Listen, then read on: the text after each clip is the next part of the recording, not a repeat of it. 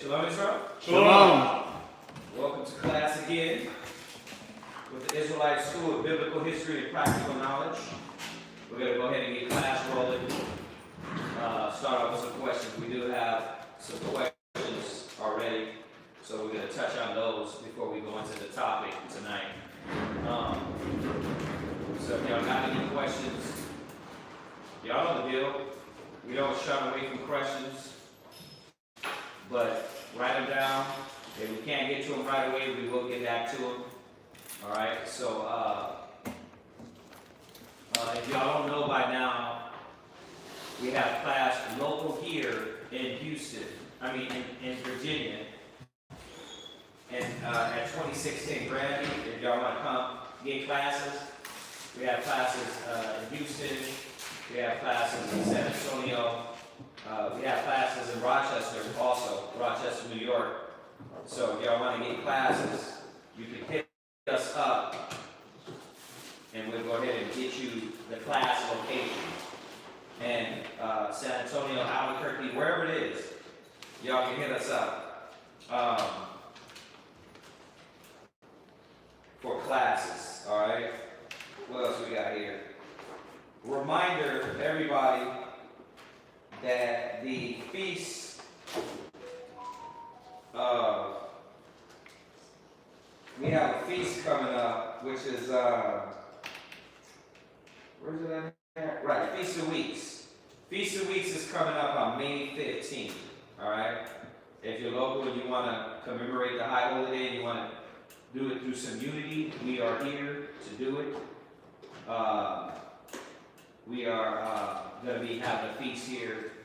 We'll probably do it after school for a feast for weeks, all right, which is also known as Pentecost. All right, so just giving y'all a little info, man, while y'all peel in there. Y'all know the deal. If you want to get fringed up, check out our website, Israelware on Facebook, all right, or isbhbk.com/fringed up. Check that out. Support Mashaba's Blog Talk Radio. Really good classes on there.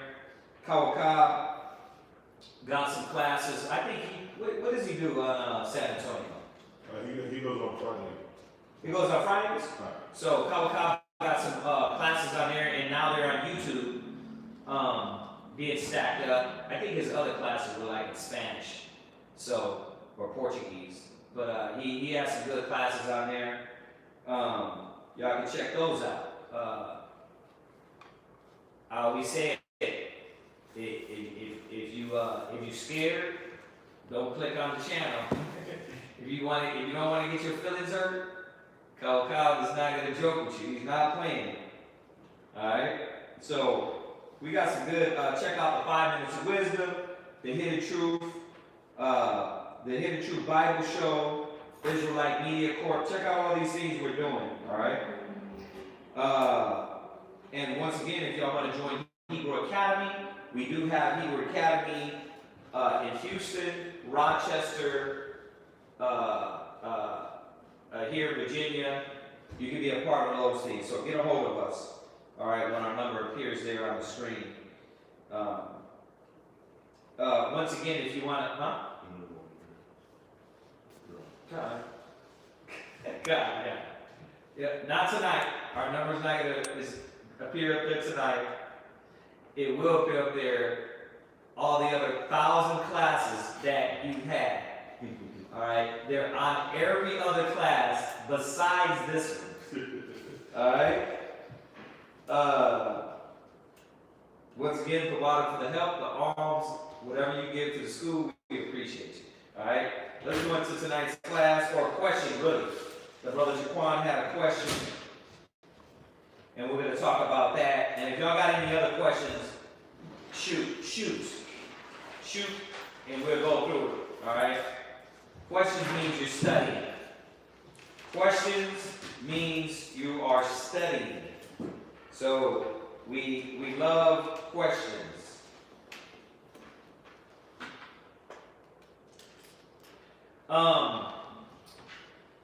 So I'm going to read this one so y'all can hear the question, and then we'll touch on it.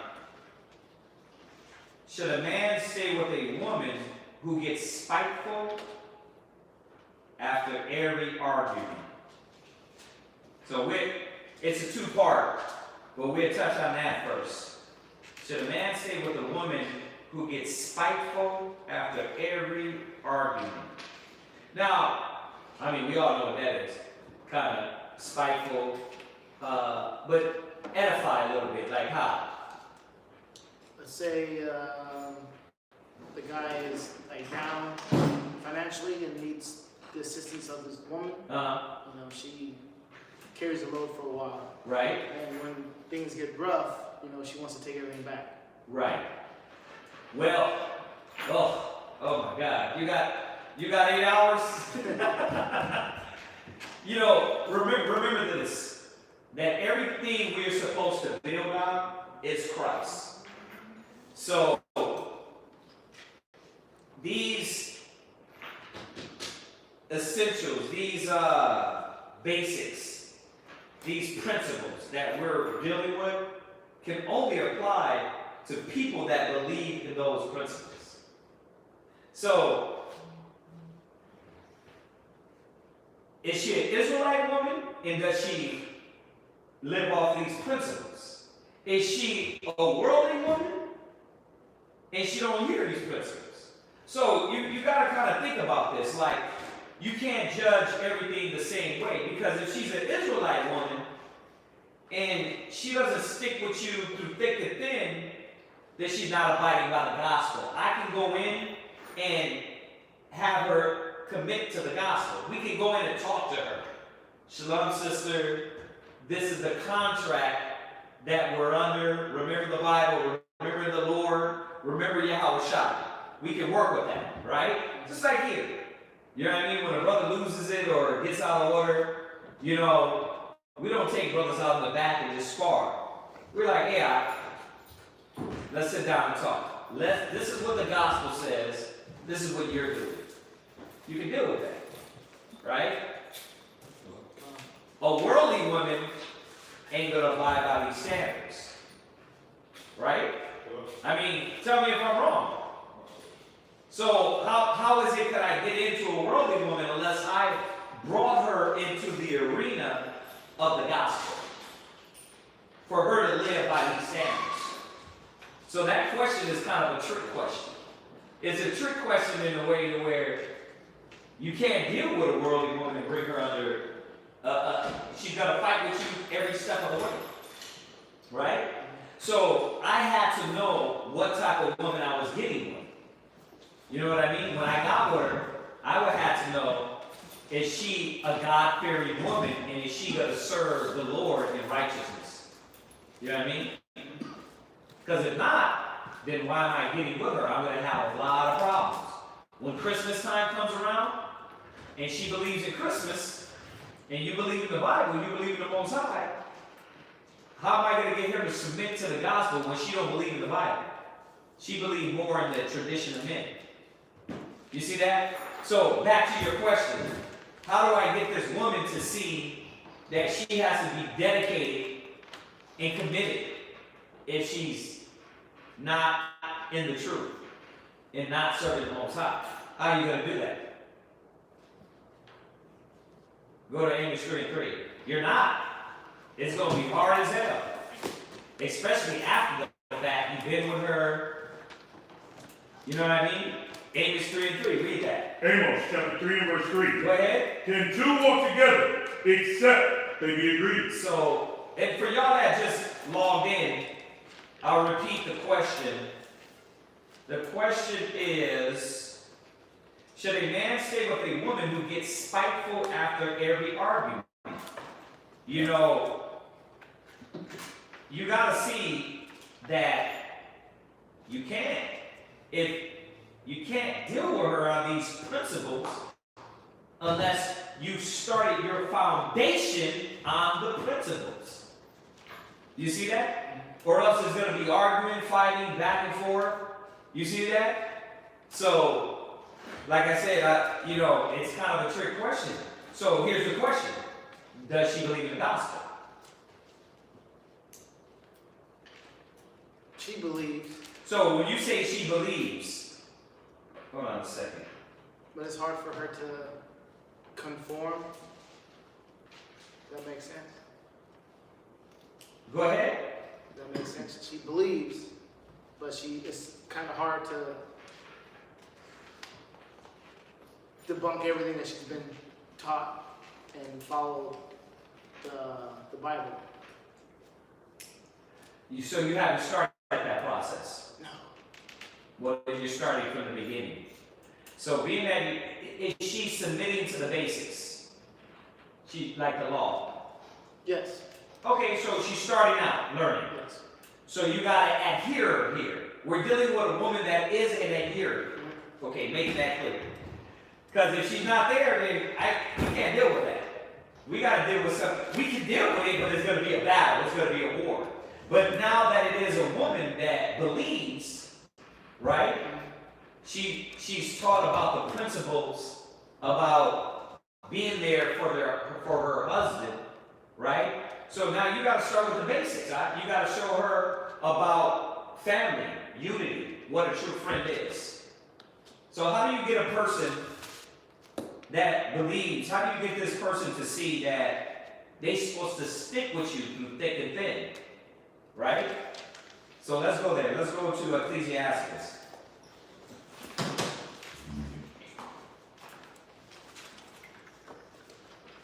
Go to Ecclesiastes in the Apocrypha.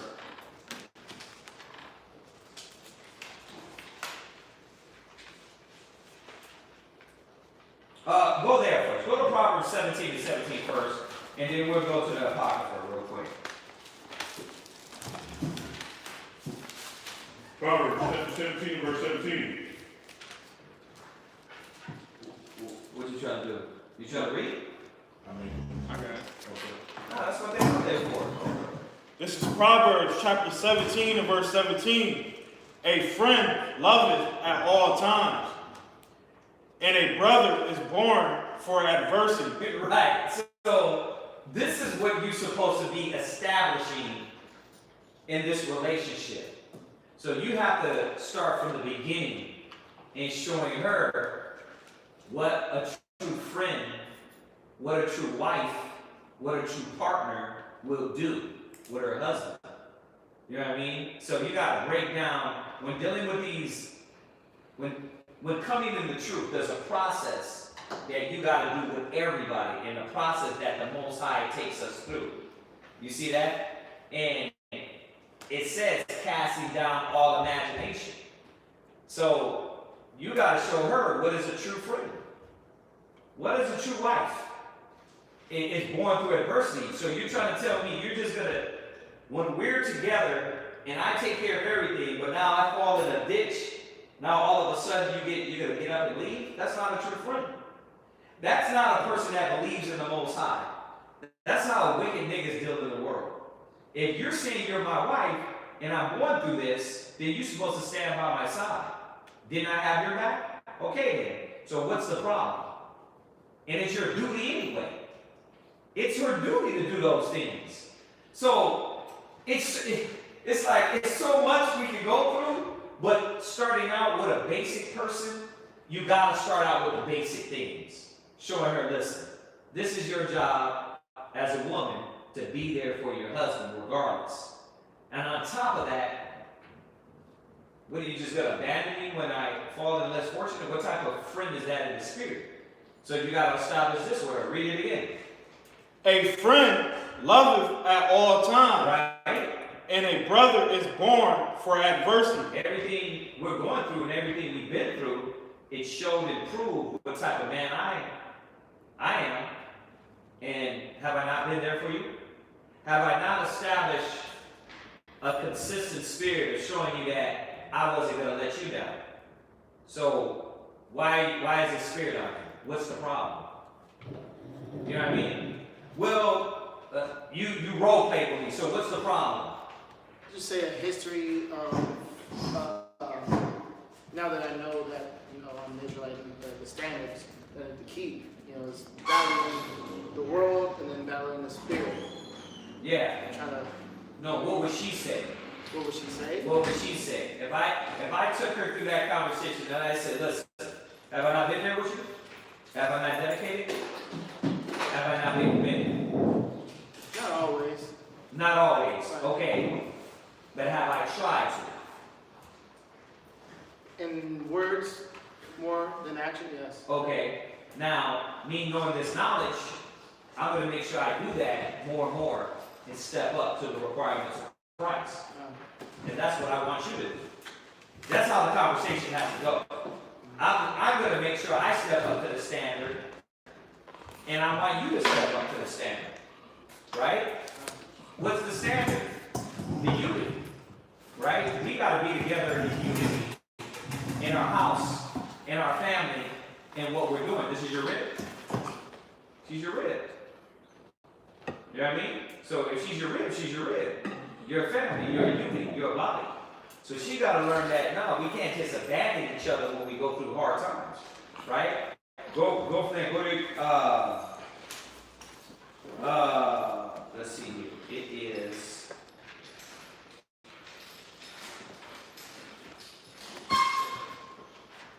Ecclesiastes 6.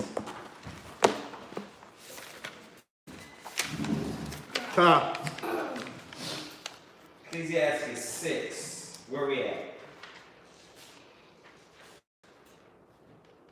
6 in. Start at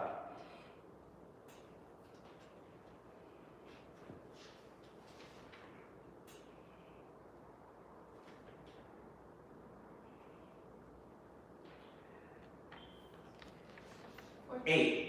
Ecclesiastes 6 and 8. Ecclesiastes 6 and verse 8. Go ahead. For some man is a friend for his own occasion. So, Karatazar, do me a favor. Stand over there. Yes, sir. So some men is a friend for their own occasion. So you got to show her, like, how long we been together? What principles do we have to stand on? We can't stand on division, chaos. We have to be there for each other. It can't just be, oh, we're friends when everything's going good. We got to establish our unity. You know what I mean? How long you been with this woman? We've been together, been married twice, divorced and remarried. 14 years, I've known her. 14 Right. years. She should basically worldly know these principles. Like, look, we gotta ride together.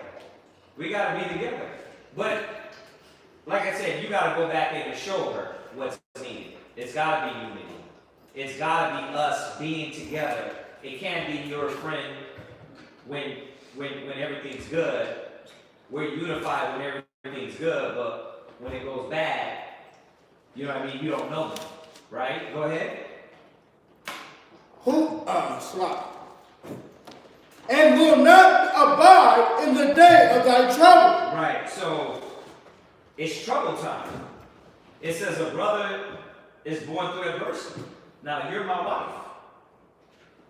The adversity we've been over should already establish our unity. Our unity can't be established like the world anymore.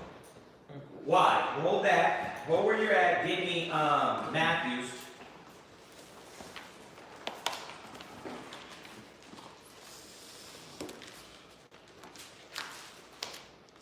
Go to Matthews. Or go to the Mark, one in Mark. Go to Mark 3:24. Go to Mark 3:24. Mark 3 and verse 24. Let somebody else read that one and you read that one. Go ahead. Mark chapter 3 and verse 24. Go ahead. And if a kingdom be divided against itself, that kingdom cannot stand. You see that? So why do we have to be in unity? Because this is going to be destroyed. Do we want to keep going down the same road? The same divorce? No, we got to build and establish our principles now on the gospel. This is what's going to keep us unified. You know what I mean? This is how you got to deal with it. Kingdom divided against itself ain't going to stand. Jump back to Ecclesiastes. Ecclesiastes 6 and verse 8. For some man is a friend for his own occasion. Do you want to be that type of person? No, that's what you got to tell her. Do you want to be that type of person? No. Okay then we got to establish our relationship on the principles of the gospel and understand that all these things and battles and situations we go through as a family, the Most High wants us to be together facing Satan. You know what I mean? So a true friend is not there just when things are good. A true friend is going to be there when the things are hard and adversity. And this is what you have to see. You have to be. I have to be that. I got your back. You got to have my back. You know what I mean? Go ahead. And will not abide in the day of thy trouble. Go ahead. And there is a friend who, being turned to enmity and strife, will discover thy reproach. Right. So read it again. And there is a friend who, being turned to enmity and strife, will discover thy reproach. Right. So, where are we at? Verse 9. Jump down, verse 10. Verse 10. Go ahead. Again, some friend is a companion at the table. Right, and that's the thing. There's a friend that's a companion at the table. And this is what we got to realize. The spite. I'm going to go into the spite part. All right? I'm going to go into the spite and all those things. Because there's a friend that's a companion with. A friend as a companion at the table. Go ahead.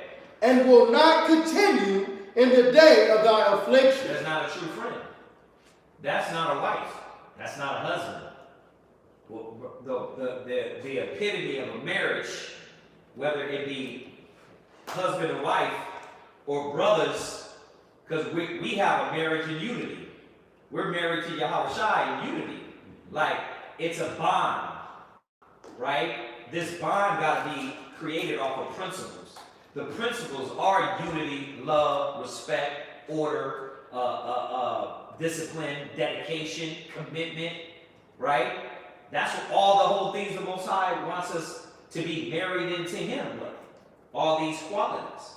So no, you can't just get up and leave and be upset or lose it when everything's going good. Go ahead, Renan. But in thy prosperity, he will be as thyself. Right. So you got those people that are there when everything's good, happy when everything's good, in the prosperity. Right. Go ahead. And will be bold over thy servants. Go ahead. If thou be brought low, he will be against thee. Right. You see that? That's not a true friend. That's not what a wife should be. Like, nigga, you broke now. See, I gotta do everything. It's been 2 weeks. I don't care if it's been 6 years. If it's your job to take the mantle, it's like that sometimes. It's your job to take the mantle and hold it down, then it's your job. It doesn't matter. You know what I mean? But that's what a marriage and a unity is about. But it's not like you're going to be sitting around playing video games. That can't happen. You already had that class. Because if she's taking care of the things and you sitting around playing video games, then she got a point. Right? Then there's a problem. But if she's doing it and you're doing your work, you're doing the work of the Most High, she shouldn't have nothing to say. So read on. And will hide himself from thy face. You see that? So this is telling us about the character, a wicked character of a friend that is only there in prosperity and not there when you're going through the battle. That's not supposed to be our lives. You know what I mean?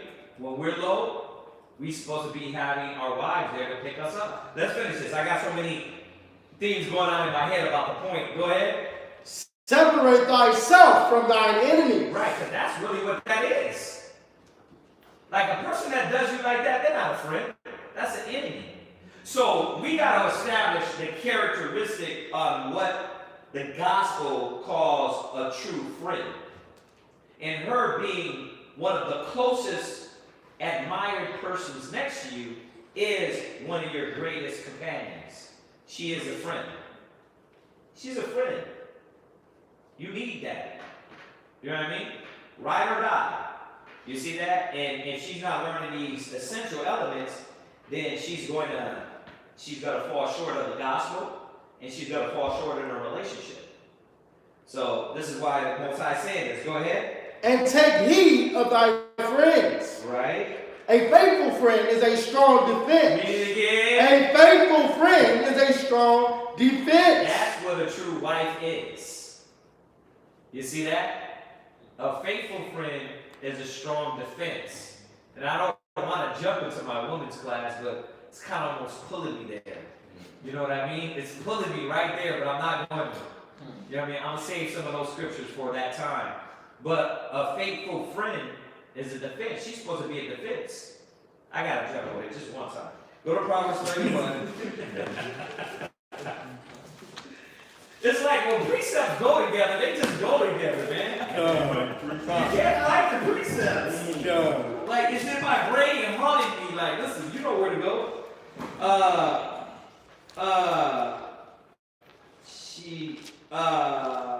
Verse 17, 31 and 17. Proverbs chapter 31 and verse 17. Go ahead. She girded her loins with strength. You see that? Read it again. She girded. Stop. Read. A faithful friend is a strong So defense. that faithful strength, a woman is a strong defense. How? Read it again. Where you at? Wow. She girded her loins with strength Go ahead. and strengthened her arms. Right. Why? Because this type of woman, she's not talking about she's in the gym. This is talking about a strong, black, Hispanic, Israelite woman that can be there for her husband. Right? That can be a helpmeet to her husband. You see?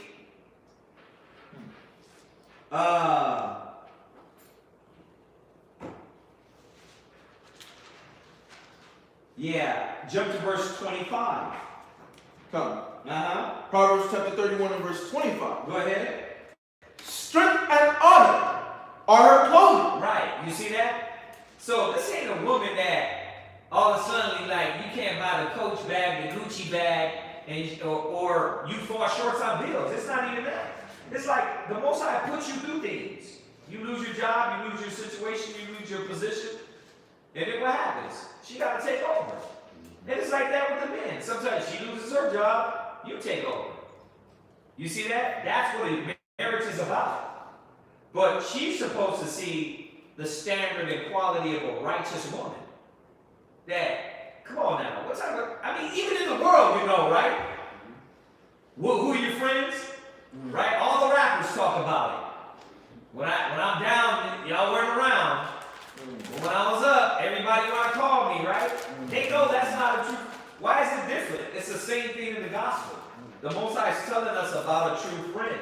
And then adding that with a righteous woman, it goes right together because a righteous woman is that friend. She knows she's not all of a sudden going to back out and leave you because of your shortcomings and things you don't have and you not being there. Right? Go ahead. And she shall rejoice in time to come. Read it again. Strength and honor are her clothing. Uh-huh. And she shall rejoice in time to come. Right. So this is what the scripture is saying about this woman, right? And it goes through, but I'm bringing it back to this point of the friend, that this is a strong woman that is there for her husband. Watch. Jump to verse 11. Hit with the killers. Jump to verse 11. Come. Verse 11. Uh-huh. The heart of her husband does faithfully trust in her. Check that out. Why? Because I know that's my twin. I always say it, when I'm gone, I know I can have confidence that my ribs can hold down the house. They're not going to lose it. They're not all of a sudden, the brother comes up to them, they just get disrespectful, chewing gum in their face, bobbing their head, doing all that stuff, talking with their hands. You know what I mean? I know that that's not going to happen. You know what I mean? Their nails get longer, their eyelashes They all of a sudden got the fakest eyelashes. I know that ain't gonna happen. I know that they're gonna keep the standard. So I safely can leave for months at a time and say, listen, they're gonna hold it down. You see that? That's not my problem. My problem is when I come back, do they know how to give the mantle back? That zeal eateth them up, you know? What's up? Yeah, I had a question. Yeah. What do you do when you have a wife or, significant other that you're not married to, but y'all in a household building together?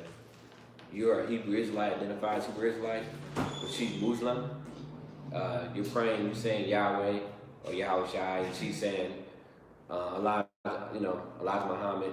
You're going to take me in a whole different arena. Let me finish this question. Oh, okay. And then I can come back on that, because that's going to switch up the whole point. Okay. But yeah, I got you.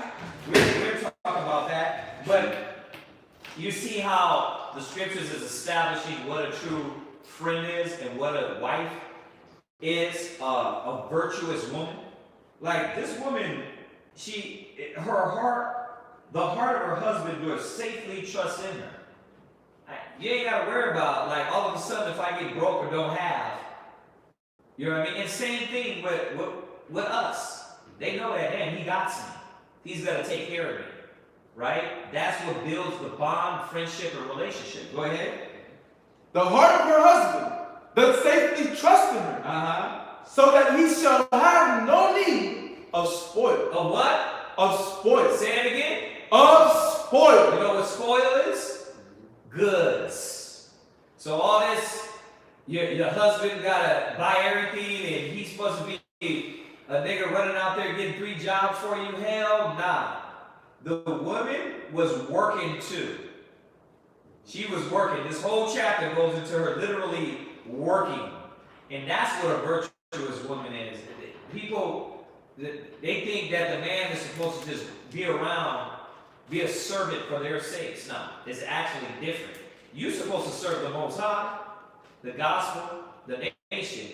She's supposed to make sure all those other things are taken care of. You see that? Now, in this day and age, the man has taken on all of that. Making sure money's coming in. You still got a job. You still showing up for street speaking. You're still passing out flyers.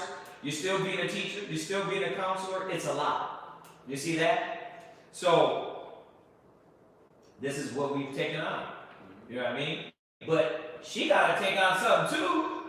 She can't just be like, well, I got the house. I cook the meals. Okay, yeah.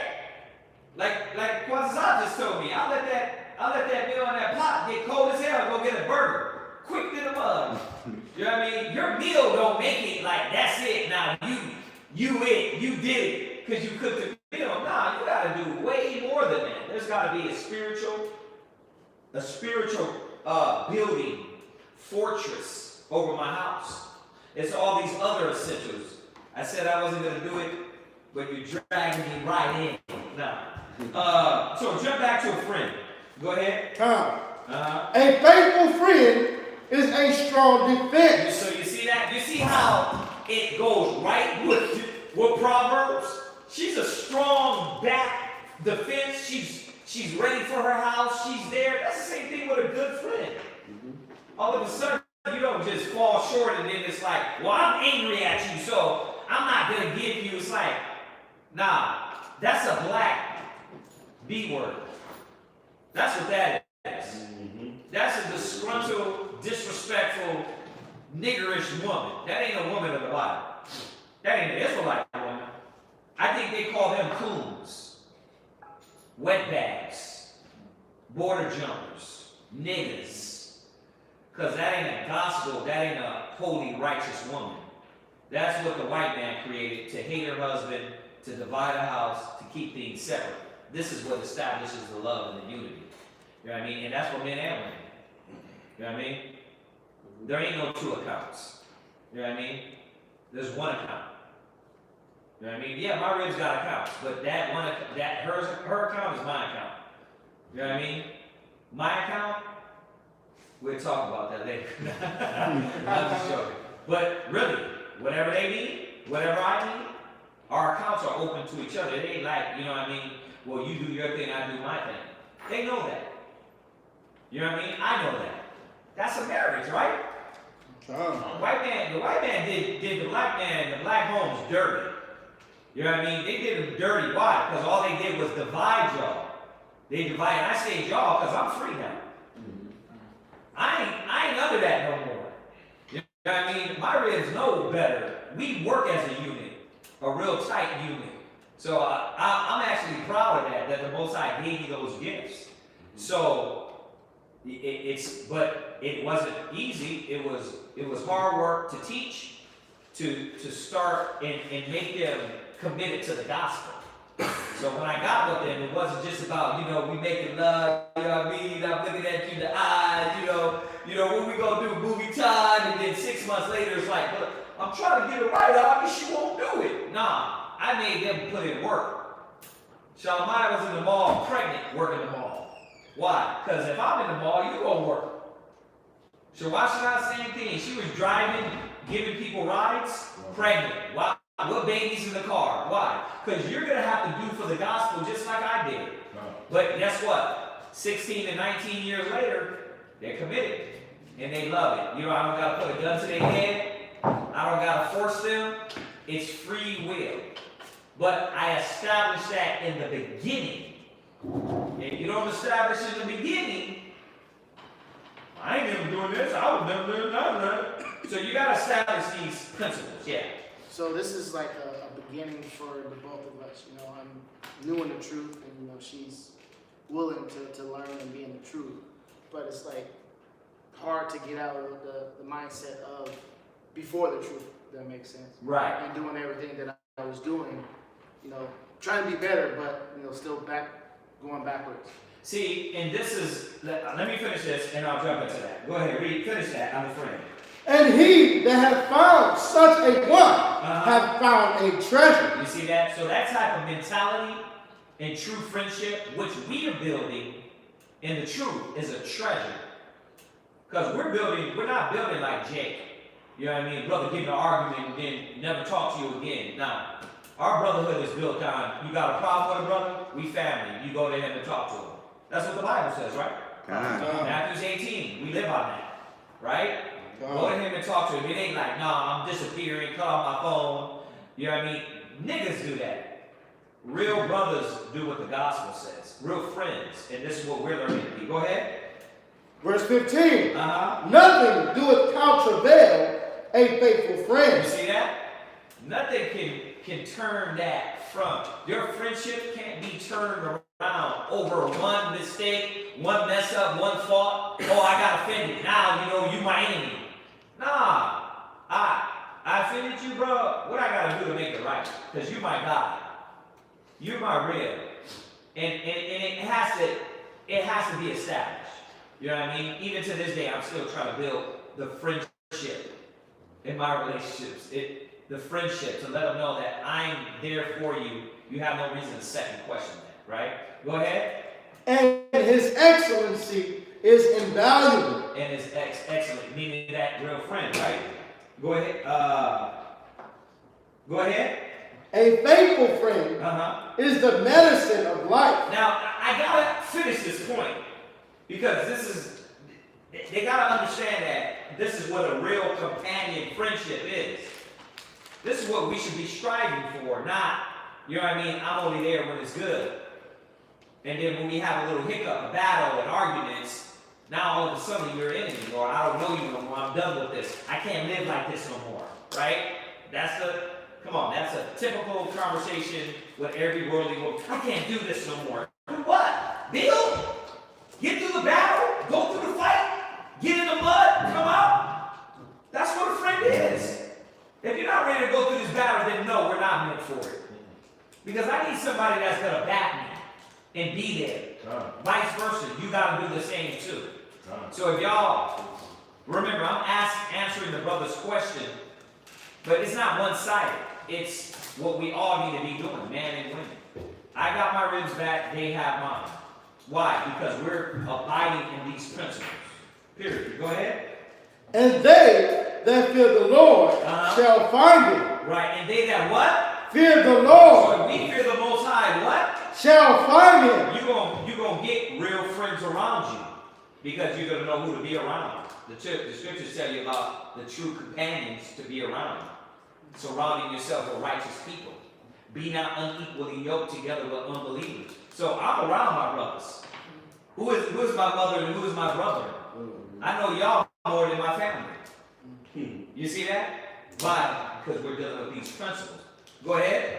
Whoso feared the Lord Go ahead. shall direct his friendship aright. And this is the point I wanted to get to. That I can just leave off of this point. Whosoever fears the Lord will set their mind aright and say, nah, this is what the Most High saying a true friend is. I'm going to be that. I'm going to be a righteous brother. I'm not going to be this fake, phony cat.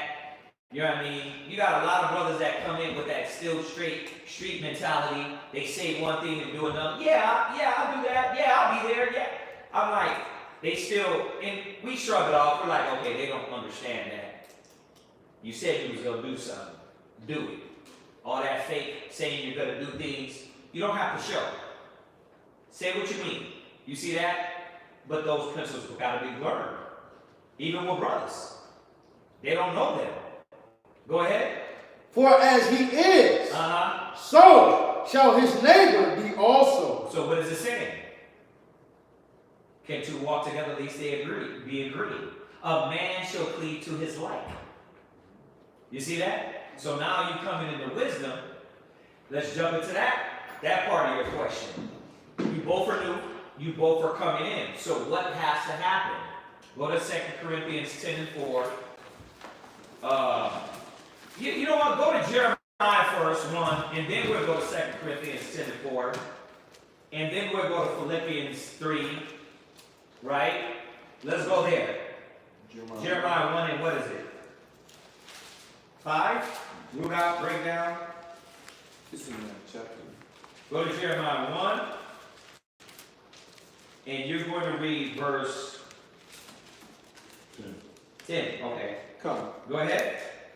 Jeremiah chapter 1 and verse 10. Go ahead. See, I have this day set thee over the nation. Go ahead. And over the kingdom. Go ahead. To root out. So this is the first step. You gotta, when coming to Christ, things gotta be rooted out of us. We gotta come as babes. So you're right. You're both new. Fresh chances we're gonna get to should be given. And that's the problem, isn't it? There ain't no fresh chance. I'm holding old stuff from back in 1980 when you said you was going to go get the bowl of cereal and you never did, right? That's the problem. Because women have a good database of what not to ever forget, right? They will hold it to you. But a lot of times they don't live up to the damn standard themselves. You know what I mean? But that being said, it doesn't matter. We got to refresh our mind and know that coming to the gospel, everybody got a fresh slate, and everybody should. Okay? So, but you're not going to get that. You're not going to hear that if you don't understand this. That what has to happen to the mind of the person coming in? Read it. Root out. See, all that negative, all that old mind, all the old mentality, all the old thinking, it got to be rooted out of them. So that's why I said that she believed in the gospel. Because if she does, then you can sit down with her and say, okay, this is a fresh start. I'm fighting to be the new man, and you're right. I was boo, garbage. Admit it.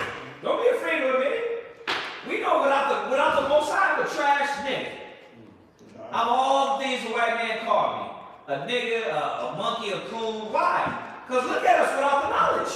We are exactly that. You'll be hitting it and leaving them on the curb. You know what I mean? You'll be pissing on these women and not caring about them. That's what we did in the world. So we gotta fess up. We were nothing without the knowledge.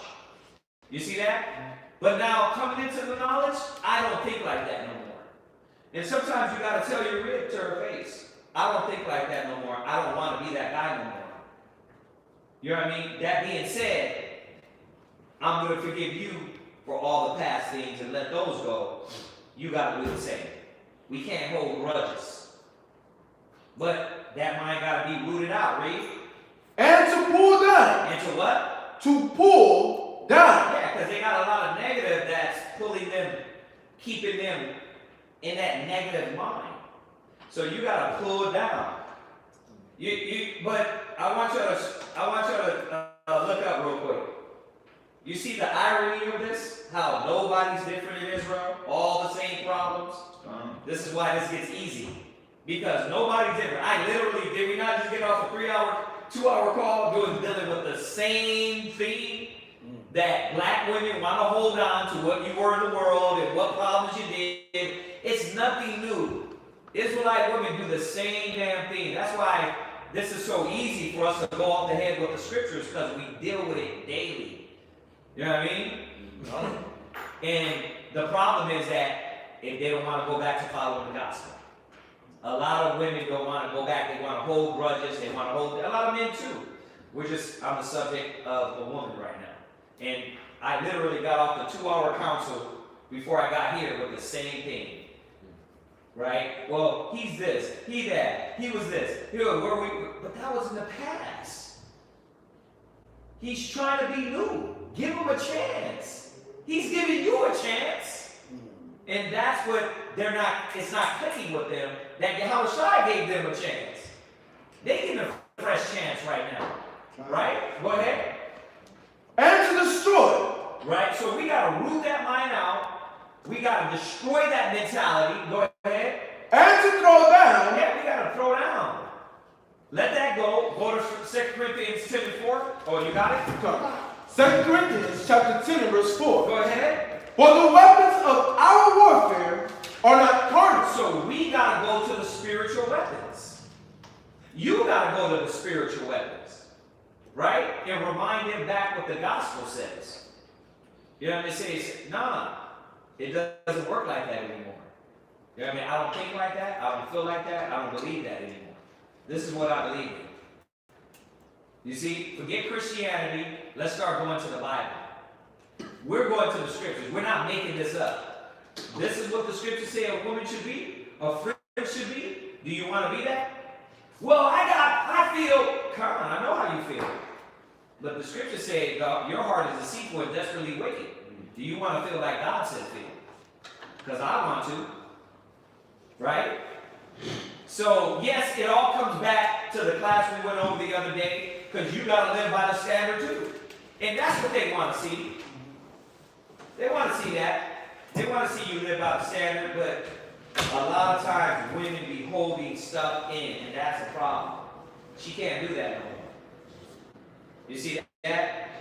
So, what does it say do with the spiritual? With the spiritual sword? Go ahead. Weapons of our warfare are not carnal. Go ahead. But mighty through the power to the pulling down of strongholds. So, you see that? Those strongholds in her mind gotta be broke down. How? Through the knowledge. Here's the question. Does she want to let it go? Does she want to follow the gospel and forgive? See, this is what I mean when I ask y'all, does she believe in the Bible? Because believe in the Bible means, listen, let's sit down and let's get the solution. Right? Let's figure out and fix our problem. This is how we're going to fix our problem. Not through emotions, not through negative, not through my mind or your mind. What the gospel say. You see? So the imaginations, that got to be cast down. Right? Read. Casting down imagination. Go ahead. And every high thing. You see that? So what thing is above the gospel right now? What doesn't she want to do? Forgive. She doesn't want to forgive. When that bitterness is settled in, she doesn't want to let go of the things of the past. And that's an error in the spirit. And that's going to divide your house. She got to let it go. You know what I mean? Just like in here. You can't hold grudges. You can't be bitter. You can't be angry. You know what I mean? You can't be side-eyeing the brother. You'll be the Judas then. Because that's what Judas was there. Sitting all the time with Yahushua looking at him like, until he sold him out. So that spirit we don't supposed to ride in. Right? So that got to be cast down, those imaginations and thoughts. Go ahead. And every high thing that exalted itself against the knowledge of the Most High. So what is the solution? And I had to pull those two scriptures to segue us into the solution, because that's the first step. And she's got to be willing to cast down that imagination. If she's not willing, what you gonna do?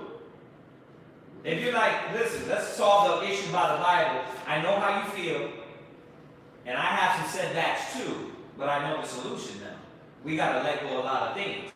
So it's Philippians, one of our other favorite scriptures that we constantly always try to remind everybody: Israel, the body, relationships, you, yourself. Philippians 3 and 13. Come. Philippians chapter 3 and verse 13. Go ahead. Brethren, I count not myself to have apprehended. Go ahead. But this one thing I do. Let's look at the one thing we all have to do. Go ahead. Forgetting those things which are behind. There it is. She got to let it all go. She got to forgive you. And that's what the law says. You see that? You got to let the thing, a lot of the past is anchoring people in the truth down. I know they don't want to hear it, but I was abused by my uncle. Come on, you went through it. And I'm not going to say it was right. It was wicked. But what are you going to do? You're going to live your life in just anger, seclusiveness, mental disorder, diseased mind, shut down from the world? No. You got to understand that there's wickedness out there. You know what I mean? Your uncle fell victim to what? Satan. That doesn't mean you're going to be hanging around with uncle and bringing your kids over, but you can't live in that moment. And that's what a lot of brothers and sisters are doing. They live in the moment of the hurt and pain and the suffering and don't want to give your husband or a brother or a family member that might have changed. You know what I mean? Right? Because people change. You don't want to give them the benefit. Yeah, you don't want to say, damn. Yeah, I know. You had Satan on you. But that's what the Most High does to all of us. So he said, I what? But this one thing I do, forgetting those things which are behind, and reaching forth unto those things which are before. Right, and reaching to those things that are before. You see that? So, now, what is that saying? Go to Leviticus. Let's go to the law. What the law say about bearing a grudge. I want y'all to look up the definition of grudge. And this is what you got to show her, man, that she got to let those spirits go. You know what I mean? She got to let the grudge go. She got to let the bitterness go. Go to Leviticus 19, what is it? 19, I want you to give me a good definition of grudge.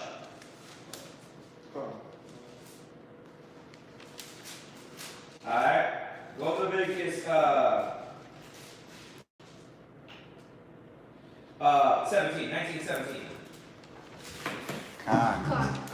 This is Leviticus chapter 19 and verse 17. Go ahead. Thou shalt not hate thy brother in thine heart. There it is. And what's the first thing they're going to say? Well, I don't hate you. Well, check this out. We're going to find out what grudge is. Right? Go ahead. Thou shalt in any wise rebuke thy neighbor. That means that if you have an issue with your brother, instead of letting hatred build up in you, go to that person and deal with the issue. And it's going to tell us, go ahead. And not suffer sin upon him. Right, and that's what she's got to learn. She's got to learn the law. I have to go all the way back to Leviticus. The commandment is what? What's the greatest commandment? What's one of the greatest commandments? Love thy neighbors ourselves. He summed it up in that, and that's the thing she's got to learn. That look, you don't got the right to hold that. You got to let that go. You got to forget the past. You know what I mean? What'd you do to her? Did you ever beat her up? You guys argue and fight? Okay. Alright? You ever made her go on the block and sell her butt? You made her do crack? Tied her up in the basement and said, hit this pipe?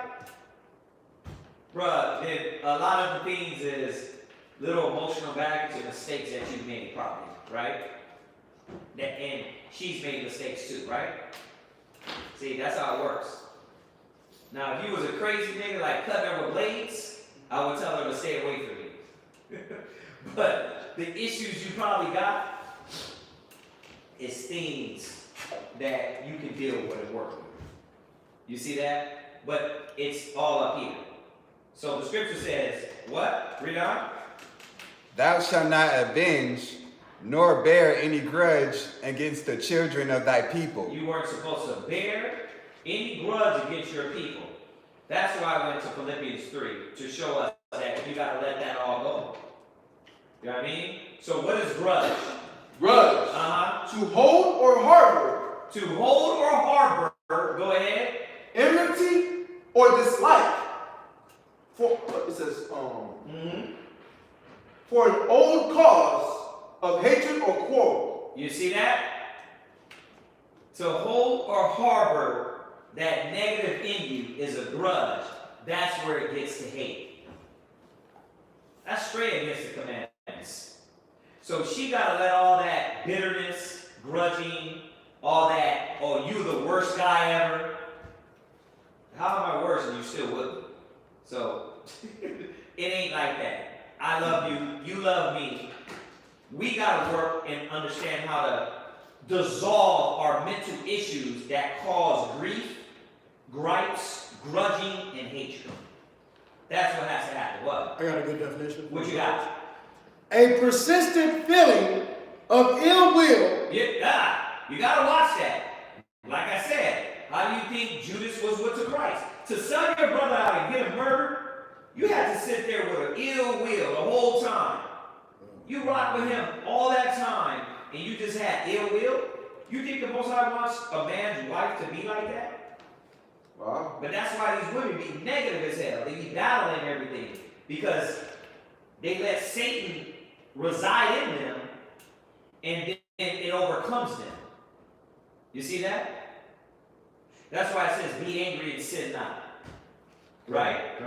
That's why it says, be angry and sin not, because you can be upset at the problem, but the sin is when you start letting this overcome you and not fixing it. You get that? You was going to say something? And that happens in the rest of that scripture. That's when you let the sun go down in that anger, that's when it starts to build up. Right. God. Yeah. So, verse 18 again. Go ahead. Yeah. Thou shalt not avenge, nor bear any grudge against the children of thy people. Right. So, hold that definition of grudge. Oh, yeah, God. Yeah, hold that definition. You weren't supposed to bear any grudge against thy people. You're done with that. Read the definition. And then somebody give me James 5 and 9. A persistent feeling of ill will or resentment resulting from a past insult or injury. Y'all see that? And don't the women love some past injuries? Remember in 1919? It's like you weren't even born yet, but in my afterlife I can feel it. You did me wrong. Like, how do you remember that? But men don't do that. You don't really hold things like that. But their database, oh, that goes deep. You gotta stop that. What else you got? It says dissatisfaction, Uh-huh. hard feelings, Right? hate. You see? That's why I said I looked up that word grudge. It got deep. There's another one I looked up. It said resentment. So when you start to sit around somebody and resent them, that's when you get nauseous around them. You know what I mean? You start, body language starts showing. You like, they sitting that way, you sitting this way. Like, that's resentment. You gotta watch that. You got that in the home, that's gonna bring negative division. When's the last time y'all make love? 8 months. Why? Y'all in the marriage, what the heck? It was supposed to be like that, but problems aren't being resolved, issues aren't being dealt with in the gospel, and your mind ain't humbling to the word. So what happened? It keeps bitterness and envy there, and striving and arguing. You see that? So these problems gotta be dealt with, right? What you got? It says be resentfully unwilling to give, grant, or allow something. What you look up? Grudge. Grudge. Yeah. You see that? So go to James 5:9. James chapter 5 and verse 9. Uh-huh. Grudge not one against another. Go ahead. Brethren, lest ye be condemned. And period, point blank. If you bear a grudge against a brother or a sister, a Hebrew Israelite, you will be condemned. The Most High ain't playing with that. That's what the law said. He's not playing with that. So we tell every brother every year at every Passover and every Day of Atonement, if you got a problem with a brother, the scriptures say you better clear it up. You come into the Passover with that old leaven, the Most High ain't hearing you. He's not accepting your sacrifice. And we get it every year. One little crispy nigga come up to the Passover with his disgruntled demon and what? Never want to deal with issues. He always want to murmur and talebear. Why? Because he's not ready to let go of the grudging and bitterness and anger. You see that? So, just one more on that point. Yeah.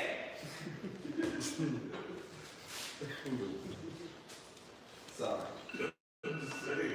Go to Ecclesiastes 28:1. Phones need to be on mute, please. Ecclesiastes 28:1.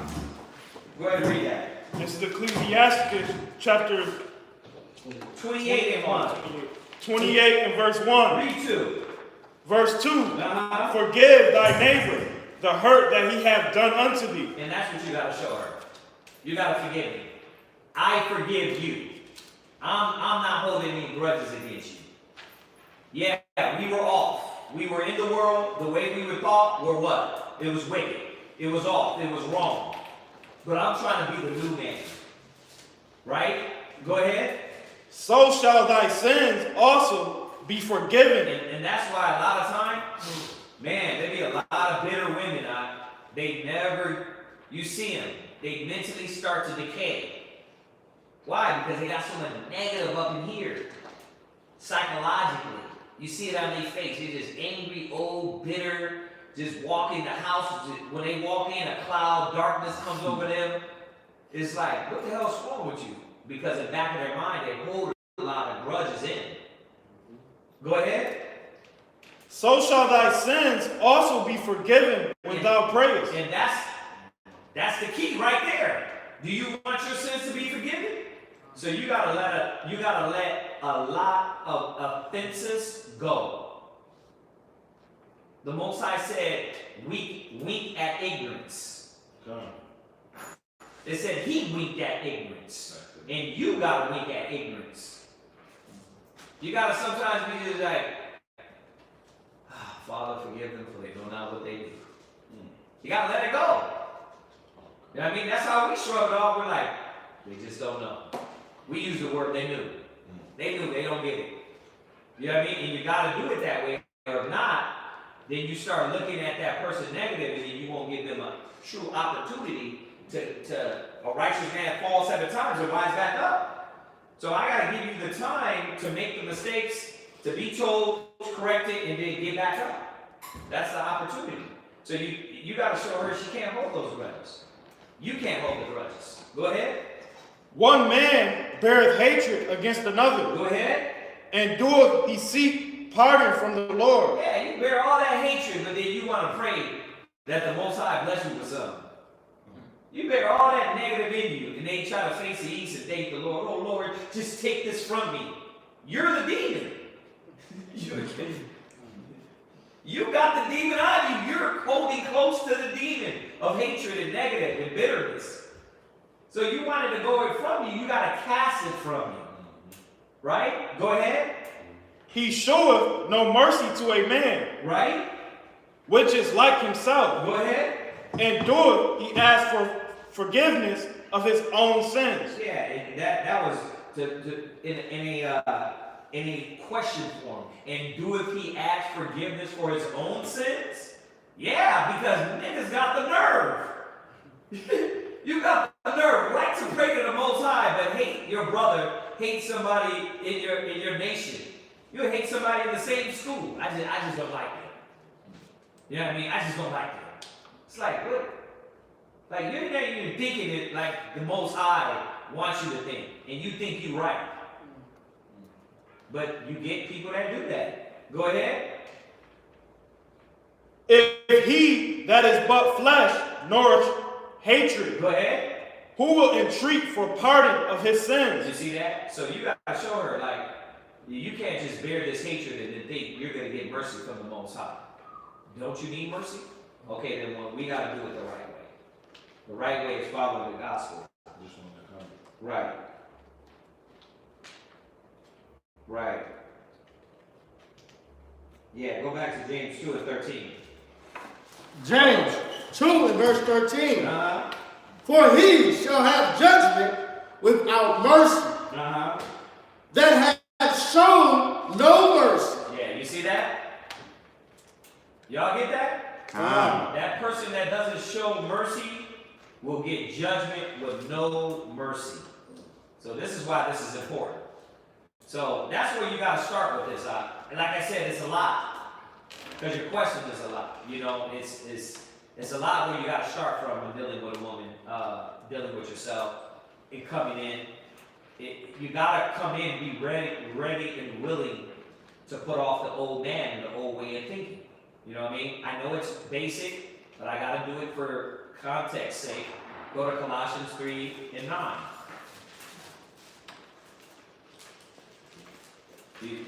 Colossians. Once again, the brother and the sister is new, so we got to establish the principles again. Go ahead. Colossians 3 and 9. Go ahead. Lie not one to another, Go ahead. seeing ye have put off the old man Right. with his deeds. You got to stop lying to each other and what? Start putting on the new man, the new woman. Go ahead. And have put on the new man, Go ahead. which is renewed in knowledge. Wait. Very vital point. It's renewed in what? In knowledge. What you think you know has to change. Because you don't know what you ought to know. What you think you know has to change. If not, you're not coming as the new man. You coming in, well, I know things, I'm going to do it my way. Same thing I was telling another brother before the 2-hour council, another council, was that, bruh, you coming in trying to do it your way. You don't get it. Right?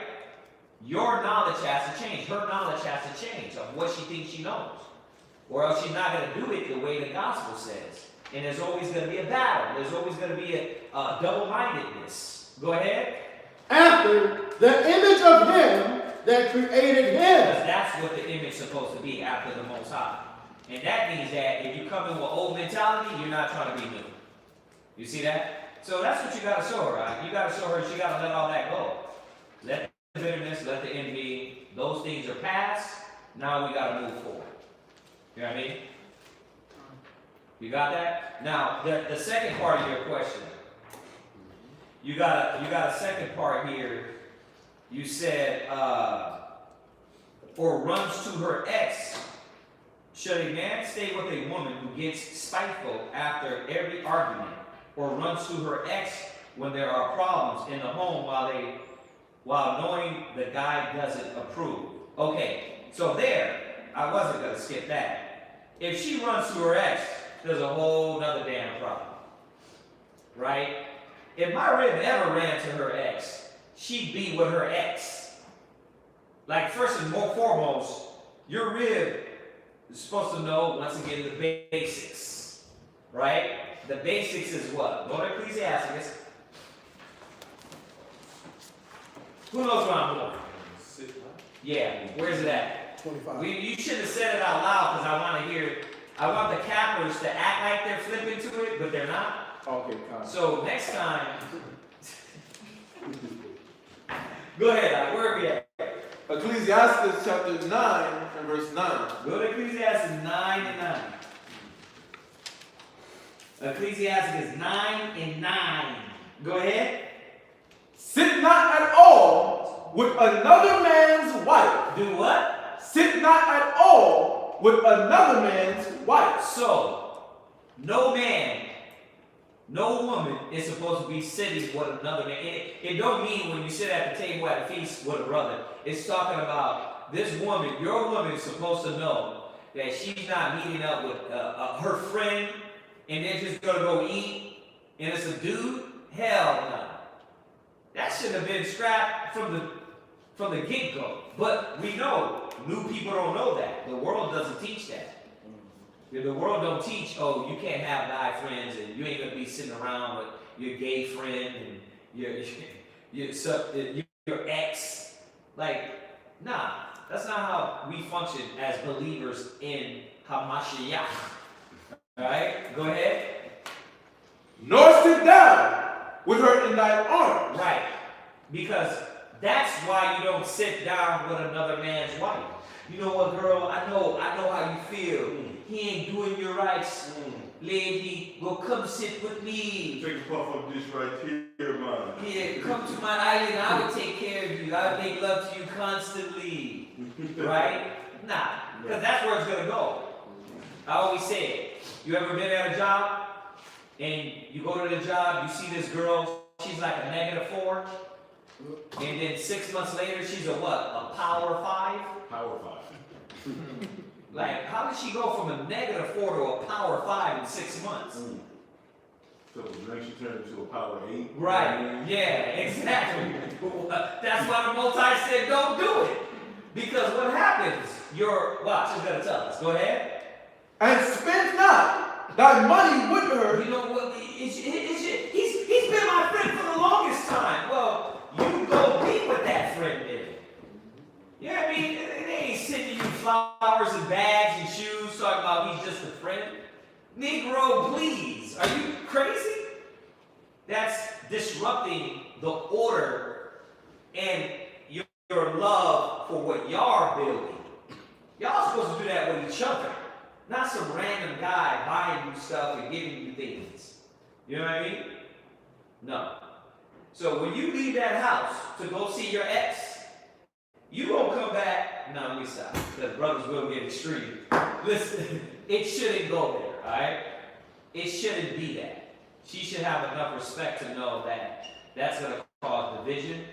It's against the law. It's against the scriptures of the Most High. I mean, let me say it politically correct. That's a no-no. Go ahead. Because my rib, I have her stuff out on the front lawn when she come back from seeing her ex. You know what I mean? She'd have her stuff packed. You know what I mean? Go ahead. Lest thine heart incline unto her. This is why the Lord said don't do that. We don't supposed to sit with another man's woman. And next you know, you talk to her. Even when we counsel, we get the okay from brothers. Is it okay for me to counsel? And they see how we roll. We're disgusted because he's disgusted. So we ain't rolling in that bowl anyway. We're like, sister, what's going on? You know what I mean? But at the same time, we ain't meeting up with her drinking wine and counseling her. You know what I mean? Sitting down like, yeah, sister, you feel me? You know what I mean? You know what I mean? Brother, you got to line up on you. You know? Nah, you don't do that. I gotta say that because young brothers don't know. They think it's cool. You're not supposed to do these things. You know what I mean? She should know better not to do that. Go ahead. And so, through thy desire, Uh-huh. thou fall into destruction. You see why a man is not supposed to sit with another man's wife? Because eventually, I mean, how many of y'all ever at least felt that way? Your old friend, she was a girlfriend, and a little bit after, a long time, 10, 15 years, you guys started liking each other. It's instances like that. You know what I mean? It's situations like that. Like, damn, we never thought we was gonna get together. But y'all been friends for like 15 years, and next you know you got with that person. Well, that's why, because that person you're building a bond with. When you got a husband, you're not supposed to be building that bond with anybody else but your husband. You know what I mean? Or else you might slip into this. Go ahead. Verse 10. For Okay. All right, go from that. Go to Leviticus 20 and 10. Leviticus 20 and 10. So When you said that, I was like, wait a minute, that's a big no-no. You don't do that. Read that. This is Leviticus chapter 20 and verse 10. And the man that committeth adultery with another man's wife, even he that committeth adultery with his neighbor's wife, the adulterer and the adulteress shall surely be put to death. So, you weren't just doing that. That is going to lead you to adultery. I don't care how long you say you've been friends. And then he's your ex. You serious? That's a big no-no. So, deal with it correctly. Deal with it according to the gospel. And she has to allow to live by the standards. What else is in here? Problems at home, knowing that God doesn't. Right. That's not what she's supposed to do. She's supposed to find the solutions with you. You know what I mean? Whatever issues, whatever problems. Let me see here.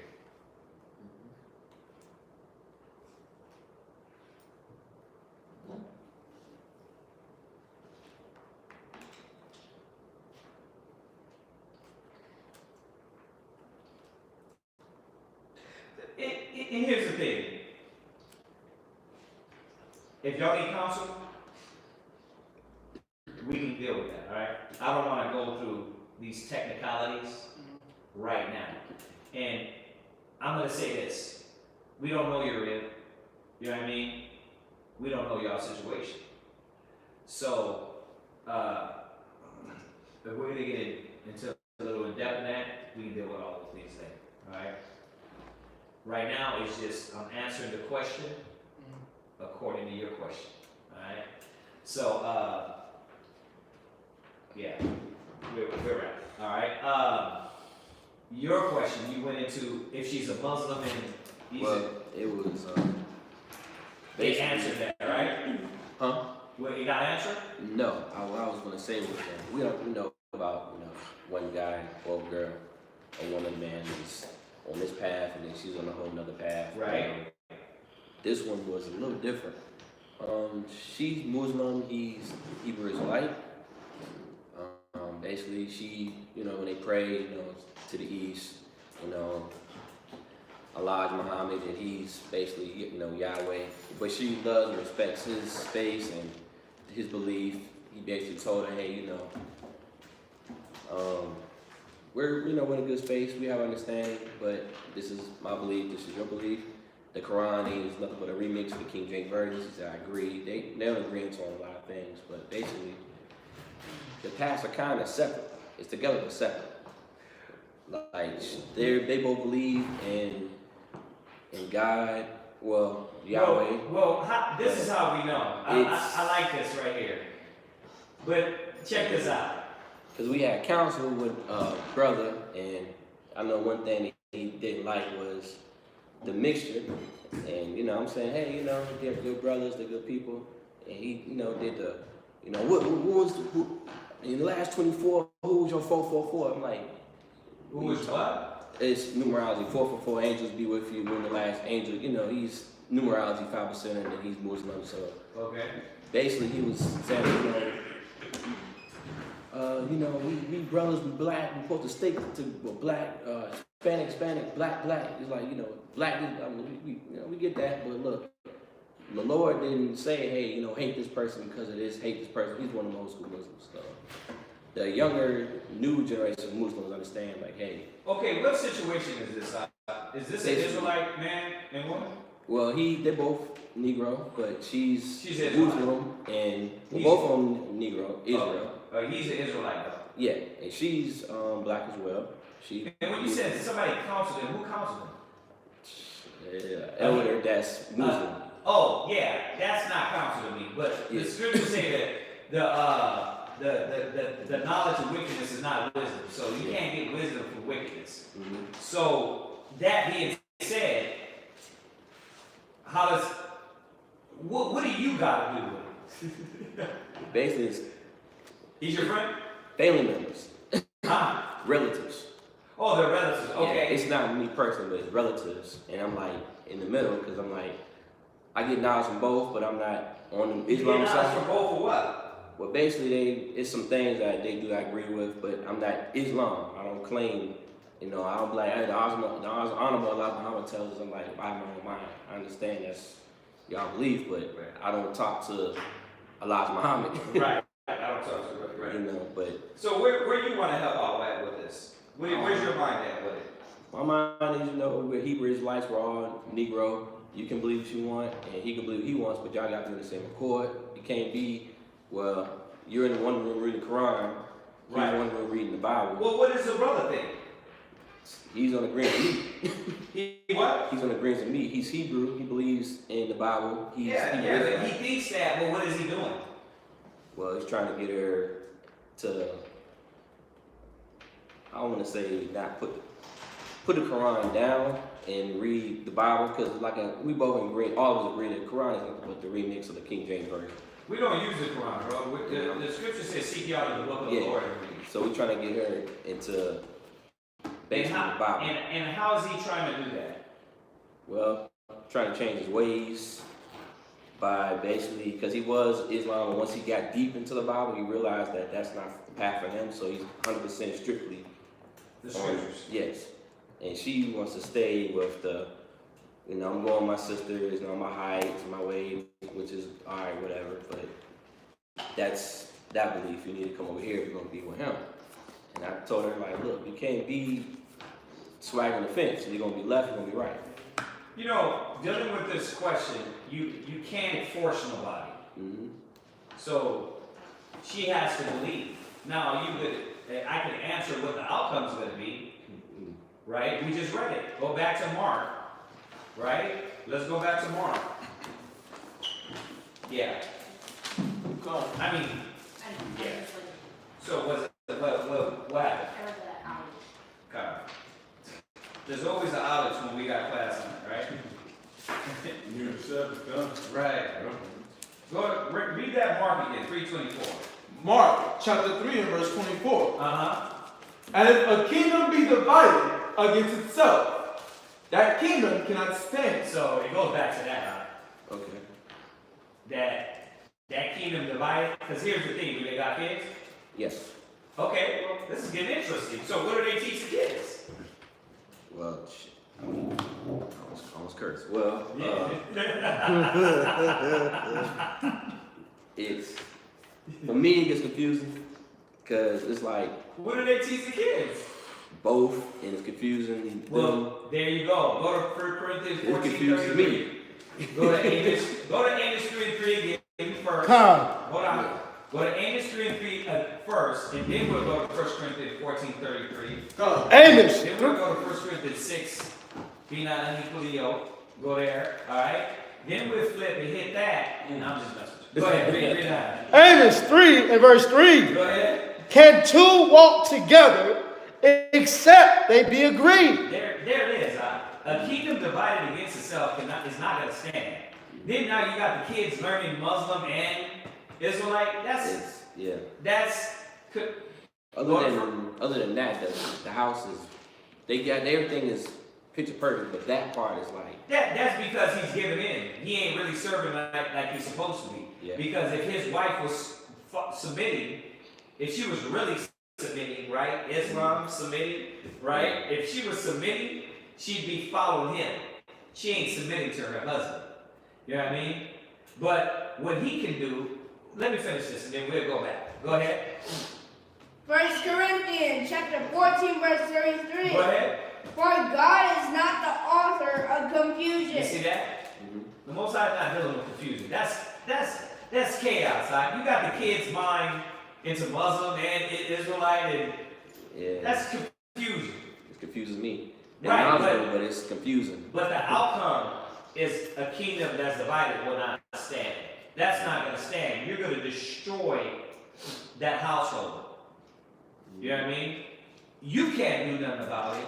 All you can do is just show the brother the outcome. You're putting your worth, your dedication, your time into this situation, and the outcome is that somebody has to bend to the Most High. How you feel about those, it's a little off topic, but I always thought it was stupid. How you feel about the brothers that be debating in New York, one Protestant, one Islam, one Christian, one Catholic. They be having these little debates in the streets. I disagree with it, but like, what y'all feel about that? Because I've seen Hebrew Israelites, well, allegedly, Hebrew Israelites in Manhattan. Debating? They got their books, they got their stands, and they be going at it. It's nothing wrong to profess and to stand bold for the gospel's sake. Mm-hmm. There's nothing wrong with that. But when everything becomes a debate, there's a problem. Yeah. You know what I mean? So, the scriptures tell you that one scripture says debate that cause. Mm-hmm. Then another scripture says we don't supposed to be debating everything. Don't deal with these cats.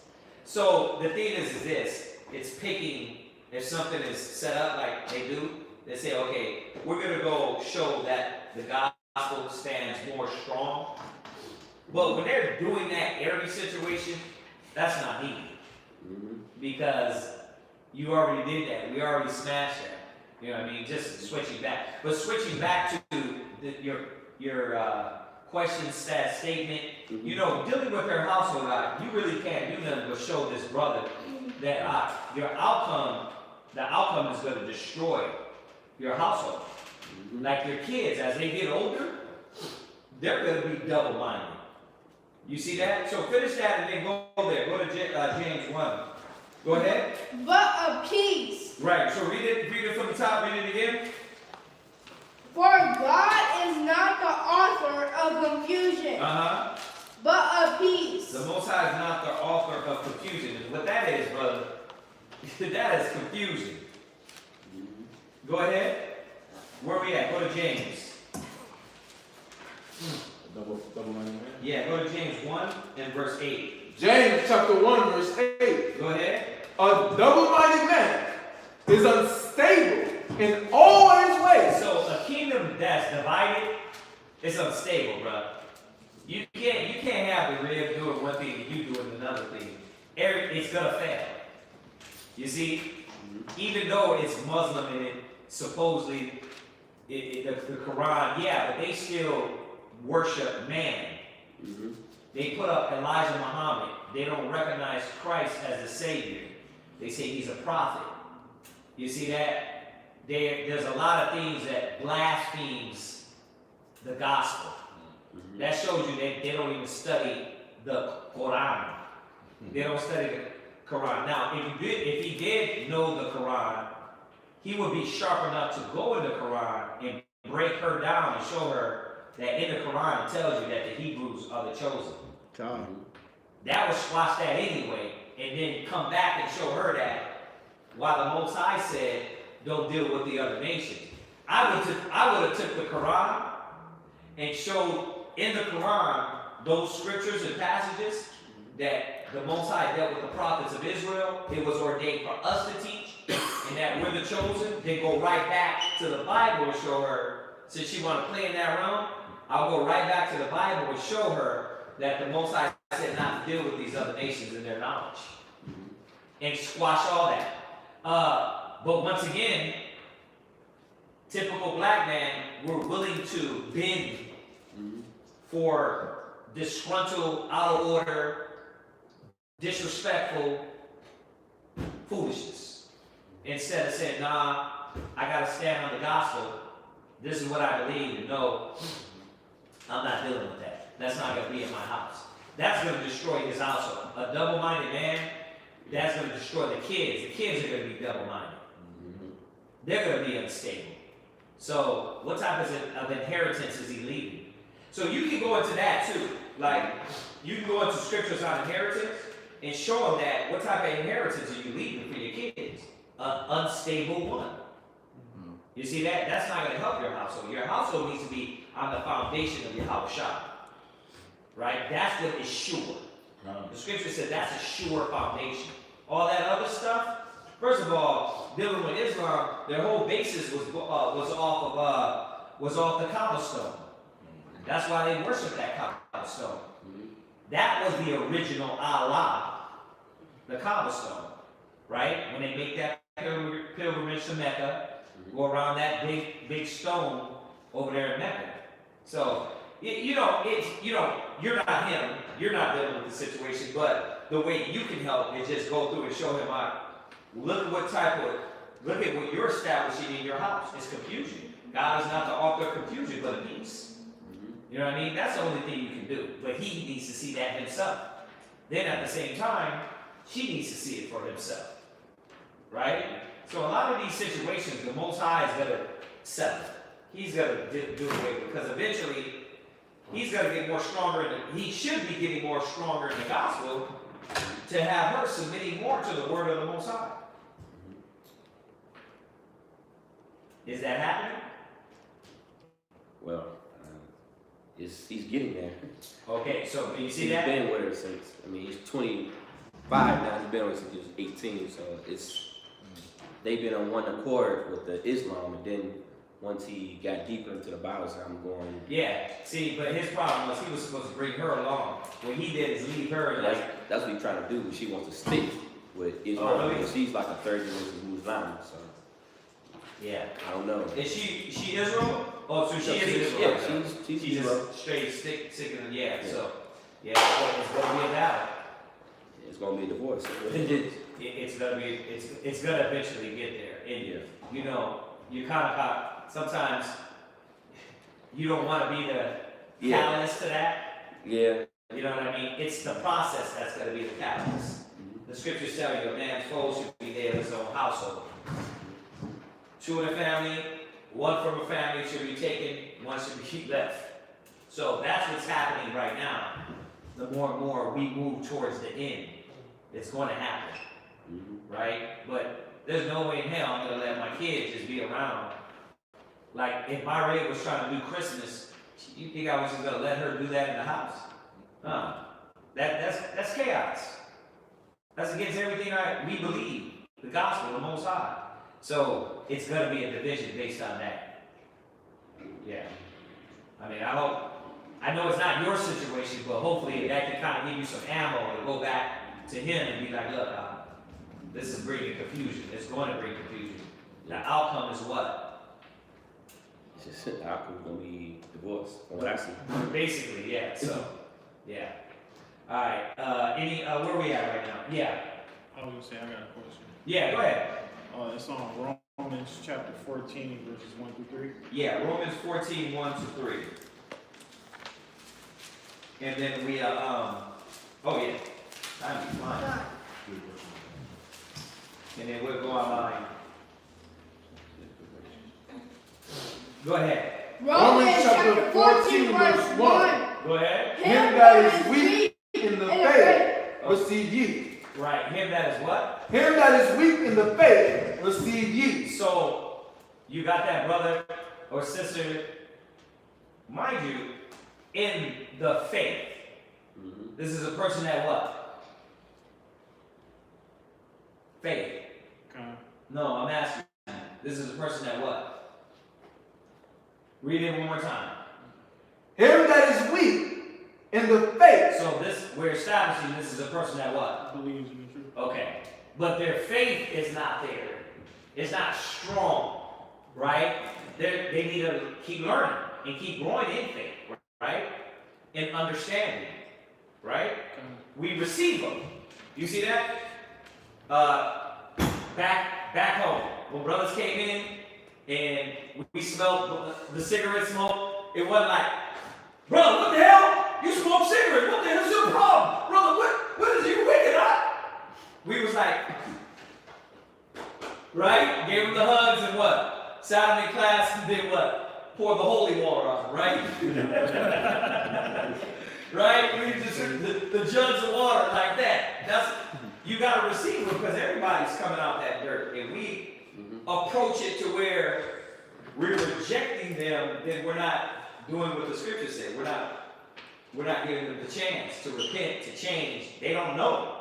Most people don't know. So what happens? You got to go through the gospel. And what did the gospel do as you received him that are weak in the faith? The ones that wanted it did what? Change. They changed. Oh, I'm done with that. The ones that did, what are they doing? Same thing. Same thing. Still submerged in the flesh, in the drugs, in the weed, in the cigarettes, in the drinking belligerently. You see that? But it's our job to, you know what I mean? Think about it. This is the error that a lot of Hebrew Israelites do. And we didn't do this in the past. If you go look at old Hebrew Israelite videos from the 90s, when we see the woman wear pants, you never see us with videos. Majority of those videos, whoop, you got pants on, you wicked as hell. Like, we never did that. The elders would edify and teach.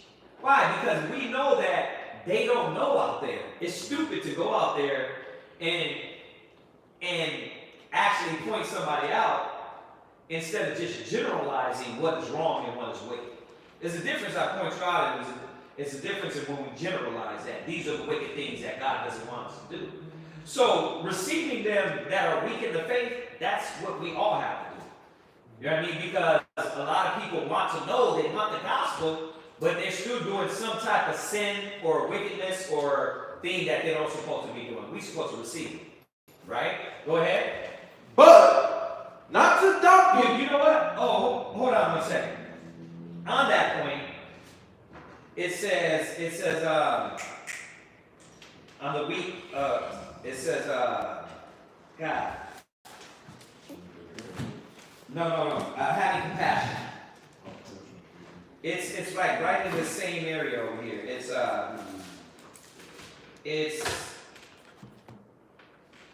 is just on that point. Hebrews 5. Watch. Jump from Hebrews 5 to Hebrews 5, 1 and 2, and then we can kind of get a little bit of understanding what it's saying in that Romans 14, right? Go ahead. Hebrews chapter 5 and verse 1. Go ahead. For every high priest taken from among men, right, is ordained for men, right, in things pertaining to the Most High. Right. So the Most High takes these high priests from among men, for men. Go ahead. That he may offer both gifts and sacrifices for sin. So that's your job. As a priest, you would come in and you would offer the gifts for the people, the sacrifices for the people. Right? Go ahead. Who can have compassion on the ignorant? So that's why we receive them that are weak in the faith. Because we know they're ignorant as hell. You know what I mean? Right. But what do we do when they come in? We said, you can't. I could have did it in a different way. I could have said, you're a grown ass man. Put your damn pants up, But we did it how? You gotta put your pants up, Come on, bro. You should know better than that. You're a Hebrew, So we receive them without trying to offend, right? We cleanse them without trying to. And it's a real thin line because some cats, they gonna get offended by the word. But our method, we try to tell them in a way to where it won't just rip into their spirit and they just never want to learn again, right? It's like, come on, man, y'all know better than that. You gotta put your pants up, You're a man now, right? And that in itself would make you feel like, damn, I didn't know, you know what I mean? But what happens? You have compassion on the ignorant. You know what I mean? We know, we're like, damn, these cats are at Encino Man level. You know what Encino Man is? Huh? You don't know what Encino Man is? It's an old movie. But he was coming from the monkey man to an actual human. The caveman to a human. That's what process our people are taking. We're moving from the caveman to a real man. So we have to have compassion on a lot of brothers and those that are weak in the faith wanting to learn. Go ahead. And on them that are out of the way. Go ahead. For that he himself also is compassed with infirmity. See, it goes back to what we were talking about earlier. We want our sins forgiven. So we got to have compassion on these brothers and sisters that come in new, that don't know, right, and want to know. Remember, him that is in the faith. It's not talking about a rebellion. I want to fight you every step of the way. You deal with that in a whole different way. The Most High said, rebuke them sharply, right? That all may fear. But a person that's weak, they're trying, you're not going to rebuke in that manner. You're going to correct them and show them and guide them. You know what I mean? So jump back to 14 and 1. Come. Go ahead. Romans chapter 14 verse 1. Him that is weak in the faith, receive ye. Go ahead. But not to doubtful disputation. But I'm going to receive you, but not according to your doubt and your disputings. You know what I mean? For instance, great example.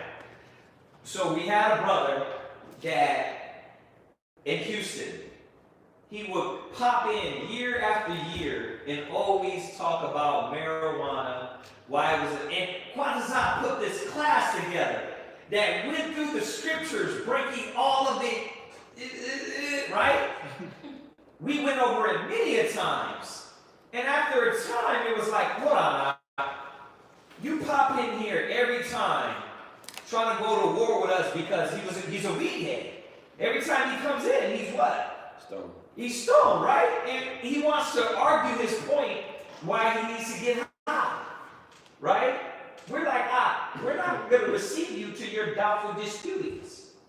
So we're supposed to receive them, but this ain't no argument. Like if the scripture said, "You come to the house of the Lord, be ready to hear, then give the answer to you." So we tell brothers from the beginning, if you're coming in, ask questions, but this ain't no debate. We ain't arguing. If you want to debate, bro, we got some good brothers online that can do that. Get with you. I'm past that. You know what I mean? We got a lot of young cats that want to argue with people just for the gist of it. You know what I mean? I'm not doing that. Why? Because the gospel tells you about debaters and arguing, and the Most High said avoid that. Foolish and vain babblings. Mm-hmm. So, not to doubtful disputation. Right? Go ahead. Verse 2. For one believeth that he may eat all. What verse did you want me to go down to? 2-3. Okay, go ahead. For one believeth that he may eat all things. Another, who is weak, eateth herbs. Right. So this is on. I want to talk about the worldly minds, but I want to bring it back to the godly minds too. So when they come in, they might be thinking, "Oh, it's okay to eat pork," right? They believe that, right? We got to correct them. You see that? Mm-hmm. But the godly mind, I might say, I'm done with red meat, right? You might say, well, Ariel's like, good luck with that. You know what I mean? I'm going to give me a steak every night, right? And there's nothing wrong with that. So he believes that he can have a nice red bone steak, and that's not against the law. I'm saying, you know what? I need a lot of vegetables. I'm getting old, and I need to cut out the red meat out of my diet. You see that? Go ahead. Verse 3. Let not him that eateth despise him, right, that eateth not. Now, you know why I said the world? Because it's not talking about the ones in the world that are breaking the law. Gotta be clear about that. Because they use that, Christianity uses that. Or you can't, no. The scriptures tell you, Paul himself said the law is for the lawless. So he's not talking about, oh, it's okay for you to go ahead and eat pork, and then you were not supposed to judge me. He's talking about the lawful foods. He eats meat, and I can't judge the brother. If he wants to eat meat, he can eat meat all he wants. If I choose not to, that's on me. It's not against the law. You see that? Go ahead. And let not him which eateth not judge him that eateth. You see that? And vice versa. Oh, you don't eat meat? What's wrong with you? Everything's the Father, right? Because we get into that talk, right? You know, the stuff that's put in meats. And then the brother that eats meat, he's like, shoot, look at the salad. Those salads are fake, right? And then you get it. So there was supposed to be no judgment on that. You know what I mean? It don't supposed to be. I went through a time where I was like, man, I know the outcome of what happens when you eat that. And my ribs is like, listen, but I can't get on your diet. I'm like, all right, but when those knees start hurting, that back start hurting, you can't function, I'm going to look at you like what? I told you to leave that stuff alone. You see that? But I can't ridicule them and judge them every time they're eating a piece of meat like, look at you, you're disgusting. You're filthy. We don't supposed to do that. Let them eat the meat. Let me eat the veggies. You know what I mean? And the Most High is okay with that. Go ahead. For the Most High hath received him. Right, go ahead. Verse 4.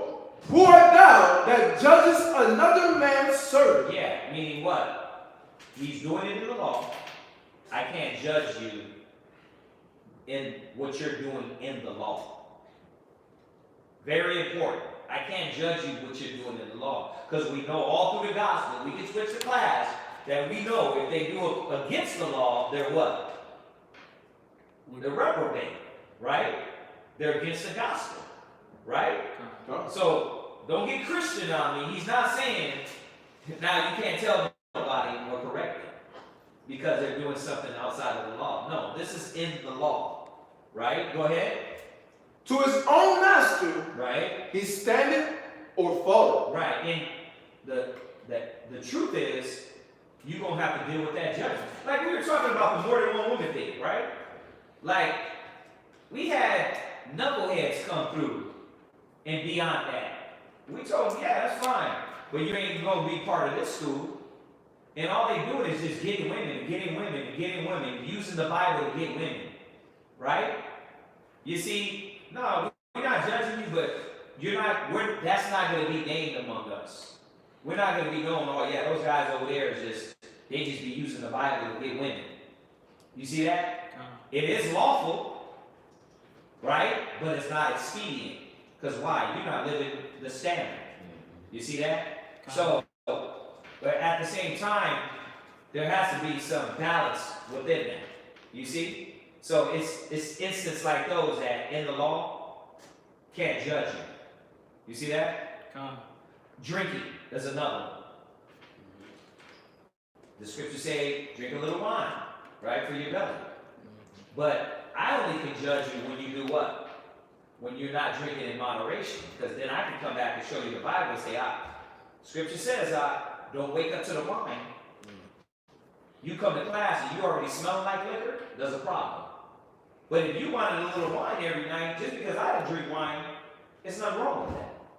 You see that? Only when you do it out of moderation. Then we can talk. Right? Because the scriptures say, let your moderation be known. You see that? Go ahead.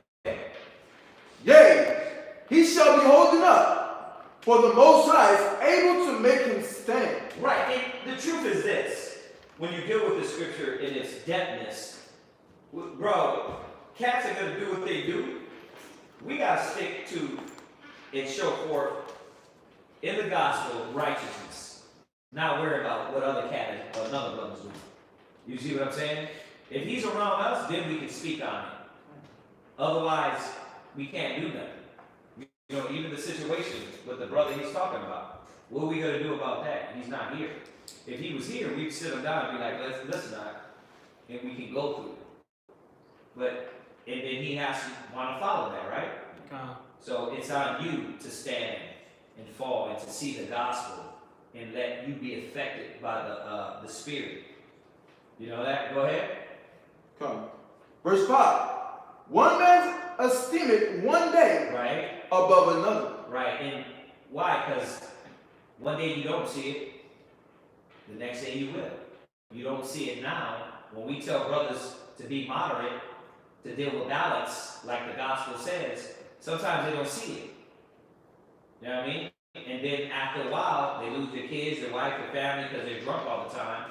They realize, okay, damn, I got to learn moderation, right? When they got five baby mamas, 5 kids on child support, then they realize what? Damn, when brothers told me all things are lawful but not expedient, I should have listened. So I understood that day, right?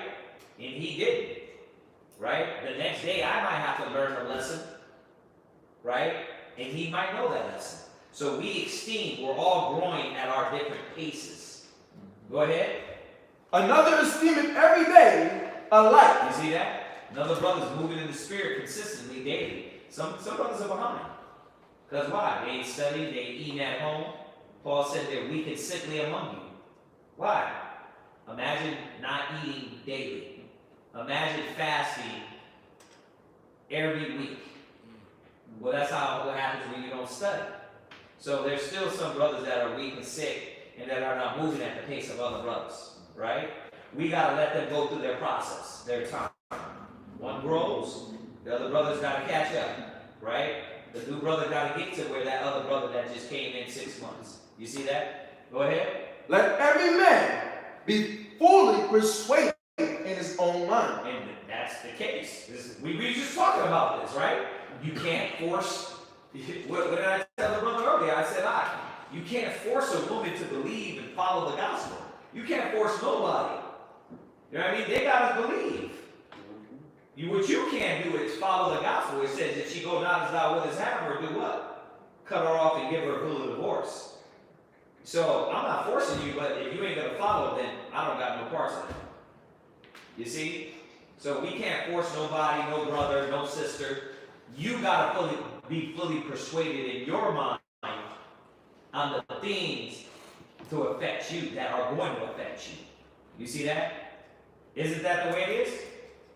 No matter how many classes we go through about how to deal with a woman, if you don't apply the wisdom and see the wisdom in it, you're going to go home and do what? Well, I'm going to do it this way. And you're only going to see it when the Spirit works with you through ass whoopings, through doing it and seeing the works, through many different ways to say, nah, this is wisdom I need to apply. You see that? So that happens at different times for different men, right? And every one of us is seeking our own. We're together, but we're all seeking out our own salvation individually, right? Go ahead. He that regardeth the day, regardeth it unto the Lord. So that was it? Or was it more? That was verse 6. Okay. So you got that? Right. Did that help? Oh, yeah. Okay, all right. Yeah. So, any other questions online? Yeah, quick question. This was during when you had brought up the Proverbs 31 woman. She had said, what if our ambitions what if you have ambitions and have creative ideas that make multiple streams of income? Amen. Is that too manly or usurping authority? Nah, not if your man has wisdom. Because I'm using all that. I'm using all your tools to benefit the gospel and the truth. Right? So yeah, there's many streamlines that you can deal with. Now, like we were talking about Isaiah, her school thing, like you're with her school thing. They can do that, but will they be able to do all of everything? You know what I mean? So Isaiah was like, well, I kind of want to dig myself in the camp first before I do that. But when she's ready to take it on, if she can handle it psychologically, mentally, and physically, she can do what she got to do with the school, the nursing, you know what I mean? And then be able to sew and then do this and that. Like, you know what I mean? Ribs are doing, like Shalomaya, Shawashana. Sewing, they do the damn internet, they do the oils, right? They do, which y'all all learning, Allison too, right? Same thing. She used to do the oils, she does the sewing, she does the soaps, she does the bath bombs, she takes care of the kids, you know what I mean? She comes, cleans up the school, she comes fix the signs. There's multiple with the word she used, streamlines. That sisters do, right? So a good husband will understand the value of that and kind of guide that. Now, that being said, that's on that husband. I do want to say this, because this is, and I know all y'all can identify with this. The husband can see the value in it, right? But he might come back and say to you, your mind is going to be too distracted. I need you to be rooted first. Aha. So you can be in your mind, well, I don't want to do all these things. But he's like, yeah, you do, but you're the type of individual that's going to get lost. Your mind is going to be so distracted that something becomes more important than the gospel. Let me get you rooted first, right? Then we can build you in the spirit, and then those other carnal things, those are going to be easy. But if the spirit's not right, what happens? She starts to take on many things and lose it. I'm busy. I gotta do this, and I gotta do this, and I gotta wait. Whoa! I thought you said you wanted to do that. Multiple streamlines, right? Right? You want to do all things, right? But now why you losing it? Why are you getting irritated? I had to deal with my ribs on that. You know what I mean? Because why? They want to take out things, but I had to sit them down and say, listen, if you're going to take out all these things, you got to be willing to handle them. You can't just take them on and then get upset because you can't do it, you can't handle it. No. Dial it back then. Do you start with one or two things? You see what? But once I established that, then it was like, okay, I can't go complain to him if I want to take this on. They got it. I gotta handle it and show him I can handle it. Because if not, you don't know what you're doing. You're just taking out a lot of things. And you're gonna be stressed and broke down. Right? So you gotta know your husband knows that and is understanding that those multiple streamlines at the time might not be the first thing he wants to establish. What's the first thing we got to establish ourselves on? The word. The gospel. Because if your mind ain't psychologically ready in how to go into these different battles, all you're going to do is fall apart. Yeah, all you're going to do is fall apart. So I quoted it. Let us get it real quick. Quoted a few times tonight. So, but that's exactly what a Proverbs 30 is 2 Timothy 2:19. That's what a Proverbs 31 woman is. When you go through the chapter, she's multiple streamlines. She's taking care of the house. She's taking care of the man. She's sewing. She girdeth herself. She's ready. You see what I'm saying? So, absolutely, every sister should be that, and a man shouldn't be afraid of that. I'm not afraid of it. I'm not afraid of my woman's intelligence. What am I afraid of? Her getting lost. Her getting lost, and what else? What happens when a woman gets too intelligent? She challenges you. She what? Challenges you. If she doesn't have the foundation of the gospel, then now she's smarter than you and going to war with you. And it's like, that's going to be counterproductive because we're supposed to be together in unity. So I have to know this. I have to know if I have Shalimaya over the oils that she's not going to come and start challenging me on what the hell to do. Because then that's chaos. If I go to her, and I go to Shawash and I say, listen, do it this way, and now she's arguing with me on how it needs to be done, there's a problem here. Okay? I'm the president, you're the COO. Do you get that? Right? As soon as they get that, then we can move together in unity. If not, it's going to be what? She's going to be arguing with the president all the time. See, well then, you do it the way you want to do it then. If you don't want me to do it, then it's like, hold on a second. That's not how we work. This is supposed to be a unit, a body, order, structure. That's right. Just like they do at work, right? When you go to work and you're hired for a job, your job was what?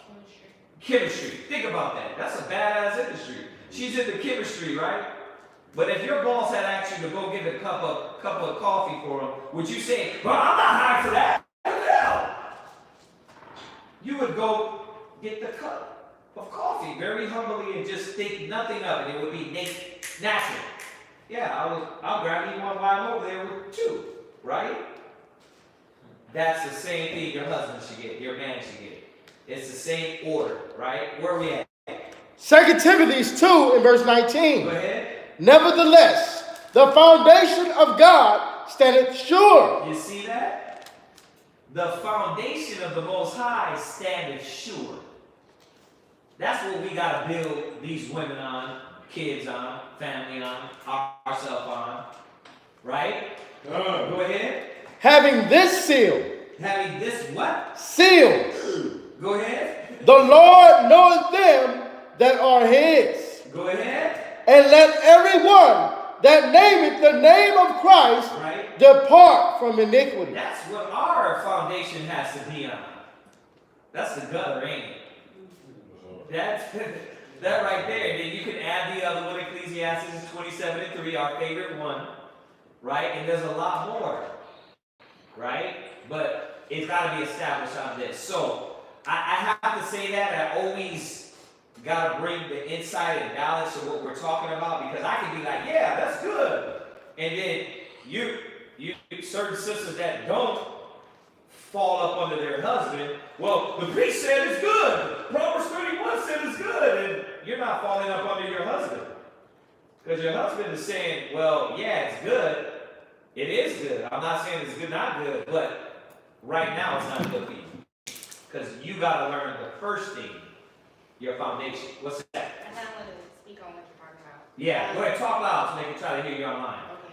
So, Ariel one time, he's like, do you still want me to buy you lavender seeds? Because I wanted to do the whole chemistry thing with plants and stuff. Right. And I'm like, I can't really do that yet. I need to put more precepts in my Bible. There you go. You know, and then Zion asked me, he's like, do you miss working on lavender? I was like, of course I do. I was like, I don't know how to sew straight my hands. Right. So there's like things I had to like really focus on first before I'm like, yeah, let me focus on that, because I knew it was going to distract me. But Yeah. it's still in me to do it. I just But put it in this first. But it's maturity that you are able to say that. Because not, oh, he took away my life and I lost him, REI, he took away. No, God took your life. The Creator, he took your life, right? He said he that saved his life shall lose it. So all you're doing is saying the qualities and the things that I'm going to gain in the truth from the little things that I'm doing are more valuable than that. I'm still eating, you're not disappearing to not eating and living, and you still got a nice house, you still got a car. You all of a sudden, just because you got a degree, you didn't become rich or more poor.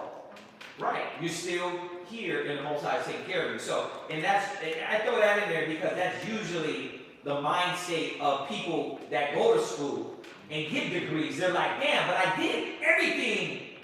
My whole life was geared toward this, and I met you, and I'm not doing that. Well, it's a weird feeling. It's a weird feeling, yeah. Very weird, because you're like, especially for me, you know, I went to school a month later, got a job, wasn't expecting that to happen. Right. And then got an apartment, got a car. It was happening all so fast. Right. And let's go to Virginia. No job, no chemistry, no nothing. But I'm still taken care of, you know. Right. So how do you feel now after the 2 years you've been here? How do you feel about your decision? Oh, I feel like a really lucky person. Like, I know lucky is kind of a weird word, but I'm definitely feel safe and more secure because now that I see for myself, because it's a hard thing to see faith. Right. So now that I'm literally living off of faith, Right. I have nothing else for it, then Right. I'm like, It works. this is it, yeah. And that's the beautiful thing about what we do is that when you see faith works, you start realizing that, damn, I got the degree, I got this, I got that, but just because I didn't get a job, you know, in my industry, the Most High didn't lead me out there. And that's one of the biggest things that us as Hebrew Israelites don't understand. You know, what you just said, faith. You know what I mean? But I know in the beginning, it was like, damn, I just left school, I just got out, I got this degree. Where's your PhD? Where's your PhD? Ain't none, you know what I mean? We got a play degree, but we ain't got a PhD. You know, and you're like, damn, now you can see it though. But you did what? You went by faith and not by sight. You know what I mean? And I'll say it again. That doesn't mean, like I told Zion, and Zion, we talked to her, it was like, it's not that she can't do it, but this would be more feasible in the spirit to be strong. You know what I mean? Because we don't want brothers and sisters to think we want dumb women. I hate that. No, I want my women to be intelligent, smart, because I hate when I leave and now you don't know where nothing. No, I want you to be on it. But I want you to be on it enough in the gospel to where you understand when your husband comes, you're humble enough to, we all work together in unity. You know, my household, you know what I mean? applying the gospel. And I think I can speak for every brother. Which one of y'all that don't want that? You know what I mean? You're rib locked in, and then when she's smart and intelligent and functioning, and then when you give input, she loves that and respects that too. Who doesn't want that, right? Come on, we all want that. I think you gotta be a fool to not say that. So no, we're not in this mode of like, oh, you gotta give up your life and be a bum. No, I want to buy the chemistry set for you so you can make our oils ourselves. It's gonna be a lot of money and a lot of things, but it's those things, gifts. I want her to open up. I want to open up our own housing for her nursing thing. That's a whole nother training thing for the sisters. But that's not going to work if she don't know humility and how to deal with her husband and how to communicate and how to give to the gospel. And so all these things that she's learning is going to be for that. Unless we get in that position, and what happens?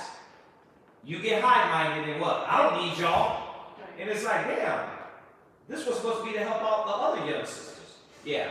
And we have examples. We use the Black Wall Street example all the time. Like, Right. There were some beautiful black people that came together and made it work, but why did it crumble? Because they didn't have the Most High. They didn't have the Most High, exactly. So, like you said, if the Most High is the foundation of it to begin with, it's just gonna. Who is this girl? Who is this girl over here, man? Gotta give her a Hebrew name, brother. It's that time. But no, you're right, and that's the truth. You know, we wish everybody could see it that way. But Israel's a faithless people. So, yeah. Any other questions or any other things online? She had asked follow up of that. So, is the gifts of administration and exhortation more of just a male role? Yeah. As far as teaching, if that's where you're getting to, that's all for men, right? The Most High, go there. Let's go there. Go to Timothy's. Go to Timothy's. Yeah, that part. And let's give understanding. Because a woman is going to be, she's going to teach, but to be clear, on the level, 2 and 12. 1 Timothy 2 and 12. Start from 9, yeah. 1 Timothy chapter 2 verse 9. Yeah. In like manner, also that women adorn themselves in modest apparel, with shamefacedness and sobriety. Right, you gotta read it clear, read it again. Come on. Read it one more time, read it clear. In like manner also that women adorn themselves in modest apparel. Right, so these women adorn themselves in modest apparel. Go ahead. With shamefacedness. Right, with shamefacedness. So that's how it is. Shamefacedness. But that means that they were able, you know, back in the days, your woman wasn't looking at you in the face like, go ahead, nigga, do it. Do it. Hit me. Go ahead. No, back in the day, she would do what Rebecca did when she seen Isaac from a distance. She humbled herself, she put her head covering on, and lowered herself to the earth. Right. She would. It was more a humble demeanor. Right. Go ahead. And sobriety. And sober, meaning, like the sister just spoke, that was sobriety, a sober mind. She understood and is conscious of what is going on and what is needed to fulfill this path. Go ahead. Not with roided hair. Right. She's not defined by how she looked, with the 50 pounds of makeup and the fake eyelashes. I gotta say that because some of y'all men still don't get it. She's bold as hell because you let her put on brakes on her eyes. You still don't get it that she's acting like that because of you. She's defining herself by her outward appearance, not the spirit. Take her to tell her to take that damn makeup off and show that nappy ass hair. That will humble her ass quick. Take all that. I don't want you to wear none of that no more. It will humble her, but That's brother's problem. You thinking like, oh, well, yeah, the race look good, right? Like, bro, you don't get it. You were supposed to get her to define herself by being modest. Is she modest? Okay, you can answer that yourself. Go ahead. Or gold. Right? Or the see, that was all about the outward appearance. So you see that through the scriptures. The biggest problem in Isaiah 3, what? They define themselves by their outward appearance. By the gold, by the Jews, by the hair, by the makeup. Go ahead.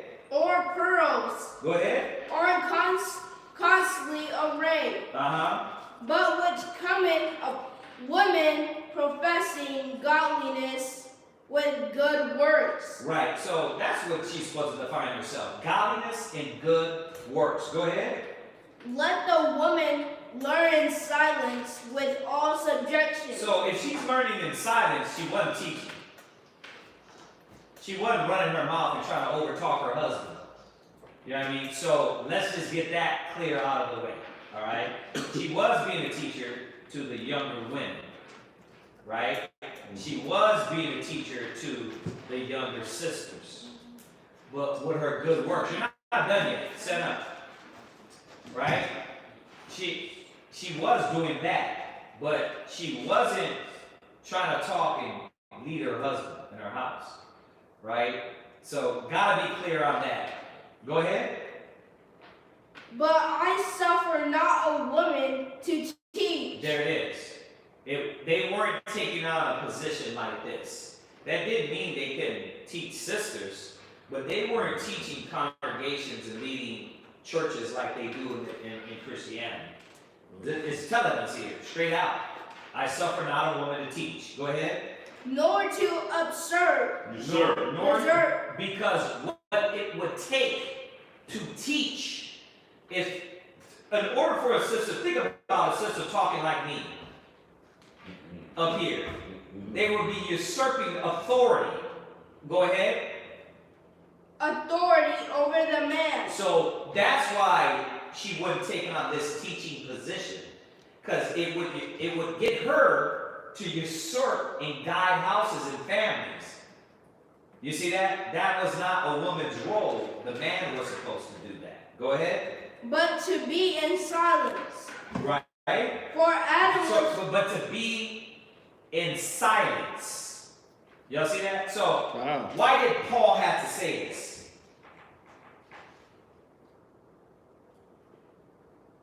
This is a hard one. Is it that hard? Why did Paul have to say this? Come on.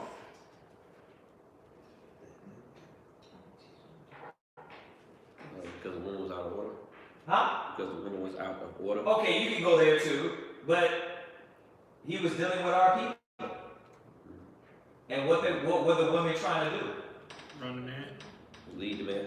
Yeah, that's how you know it's black and Hispanic women. Right? Because if it was white women, they'd be following their husband with the mistress and all. Right?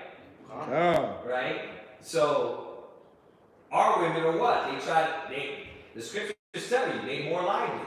Yeah. They sparks. So, he had to remind them, no, y'all gonna fall back. Y'all shouldn't be running y'all mouth. Y'all shouldn't be trying to usurp authority over man.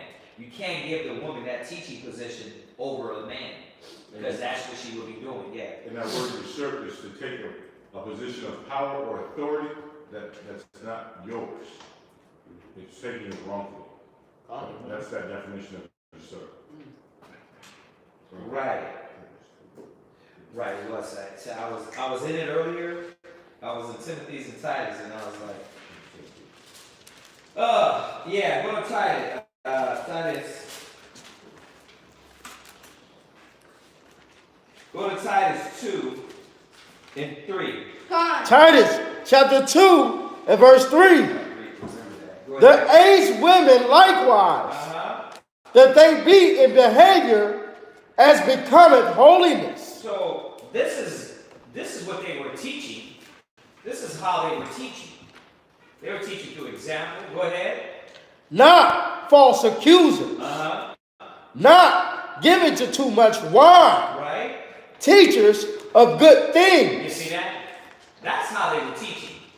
teachers of the good things, but they weren't taking the authority and then guiding the congregation or taking on that authority of teaching to that level. But they were teaching the sisters.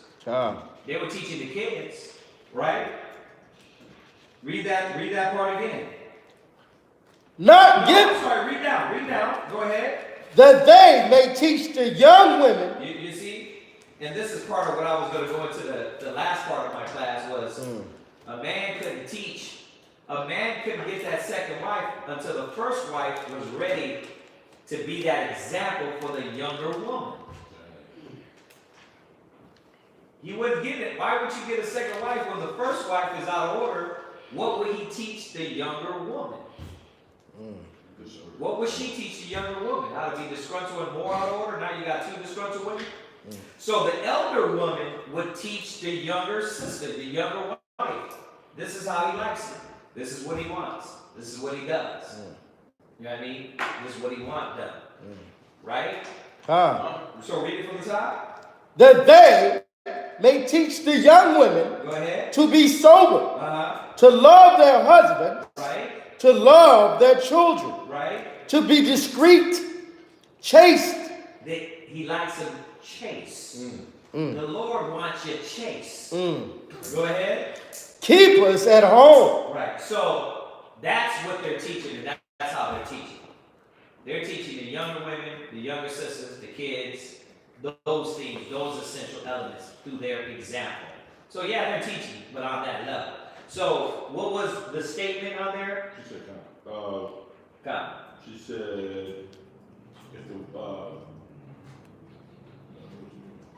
is the gift of administration and exhortation more of a male brother? Right. So technically, no. Because why? In the woman's order, she's still going to have what? Exhortation. You see that? That's why I said let's go through it, because it's not like the sister just spoke wisely here. If we say, sister, you're talking too loud in here. You're trying to usurp authority over man. No. She spoke and she gave us some exhortation, right? That's what the sisters do all the time. So that's what it's saying. When it says it's not permitted for them to teach in the church, it wasn't saying you got to be a mute and then the way you got to relay your message is to write it down. It meant she wasn't usurping authority over people. And you know how older sisters come in and they be talking about it. Yeah, show you're right. And they ain't raising their hands and they interrupting. And that's, I do got to say this though. And it's like, hold on, sister, hold on. You got to raise your hand. You can't do that. That's what Paul was establishing. Not that every sister had to be a mute and couldn't speak. All right? So it was the proper way to do things. And one of the proper ways was they weren't supposed to usurp authority over men. All right? What else we got? That's it? Okay. So that was a long one, but hopefully, man, there was some edification in the spirit on that, everything we went over. So, nothing else? Okay. All right. So with that, if that's it, let's salute everybody online. We'll see y'all for the Shabbat tomorrow. Everybody say shalom, y'all. Shalom.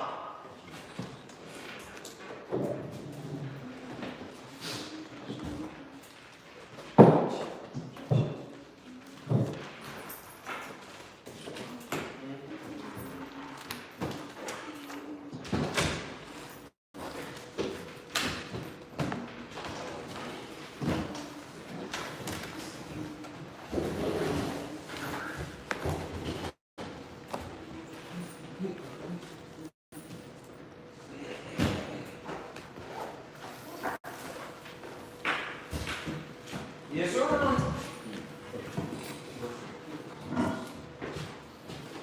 These weeks be going fast, man.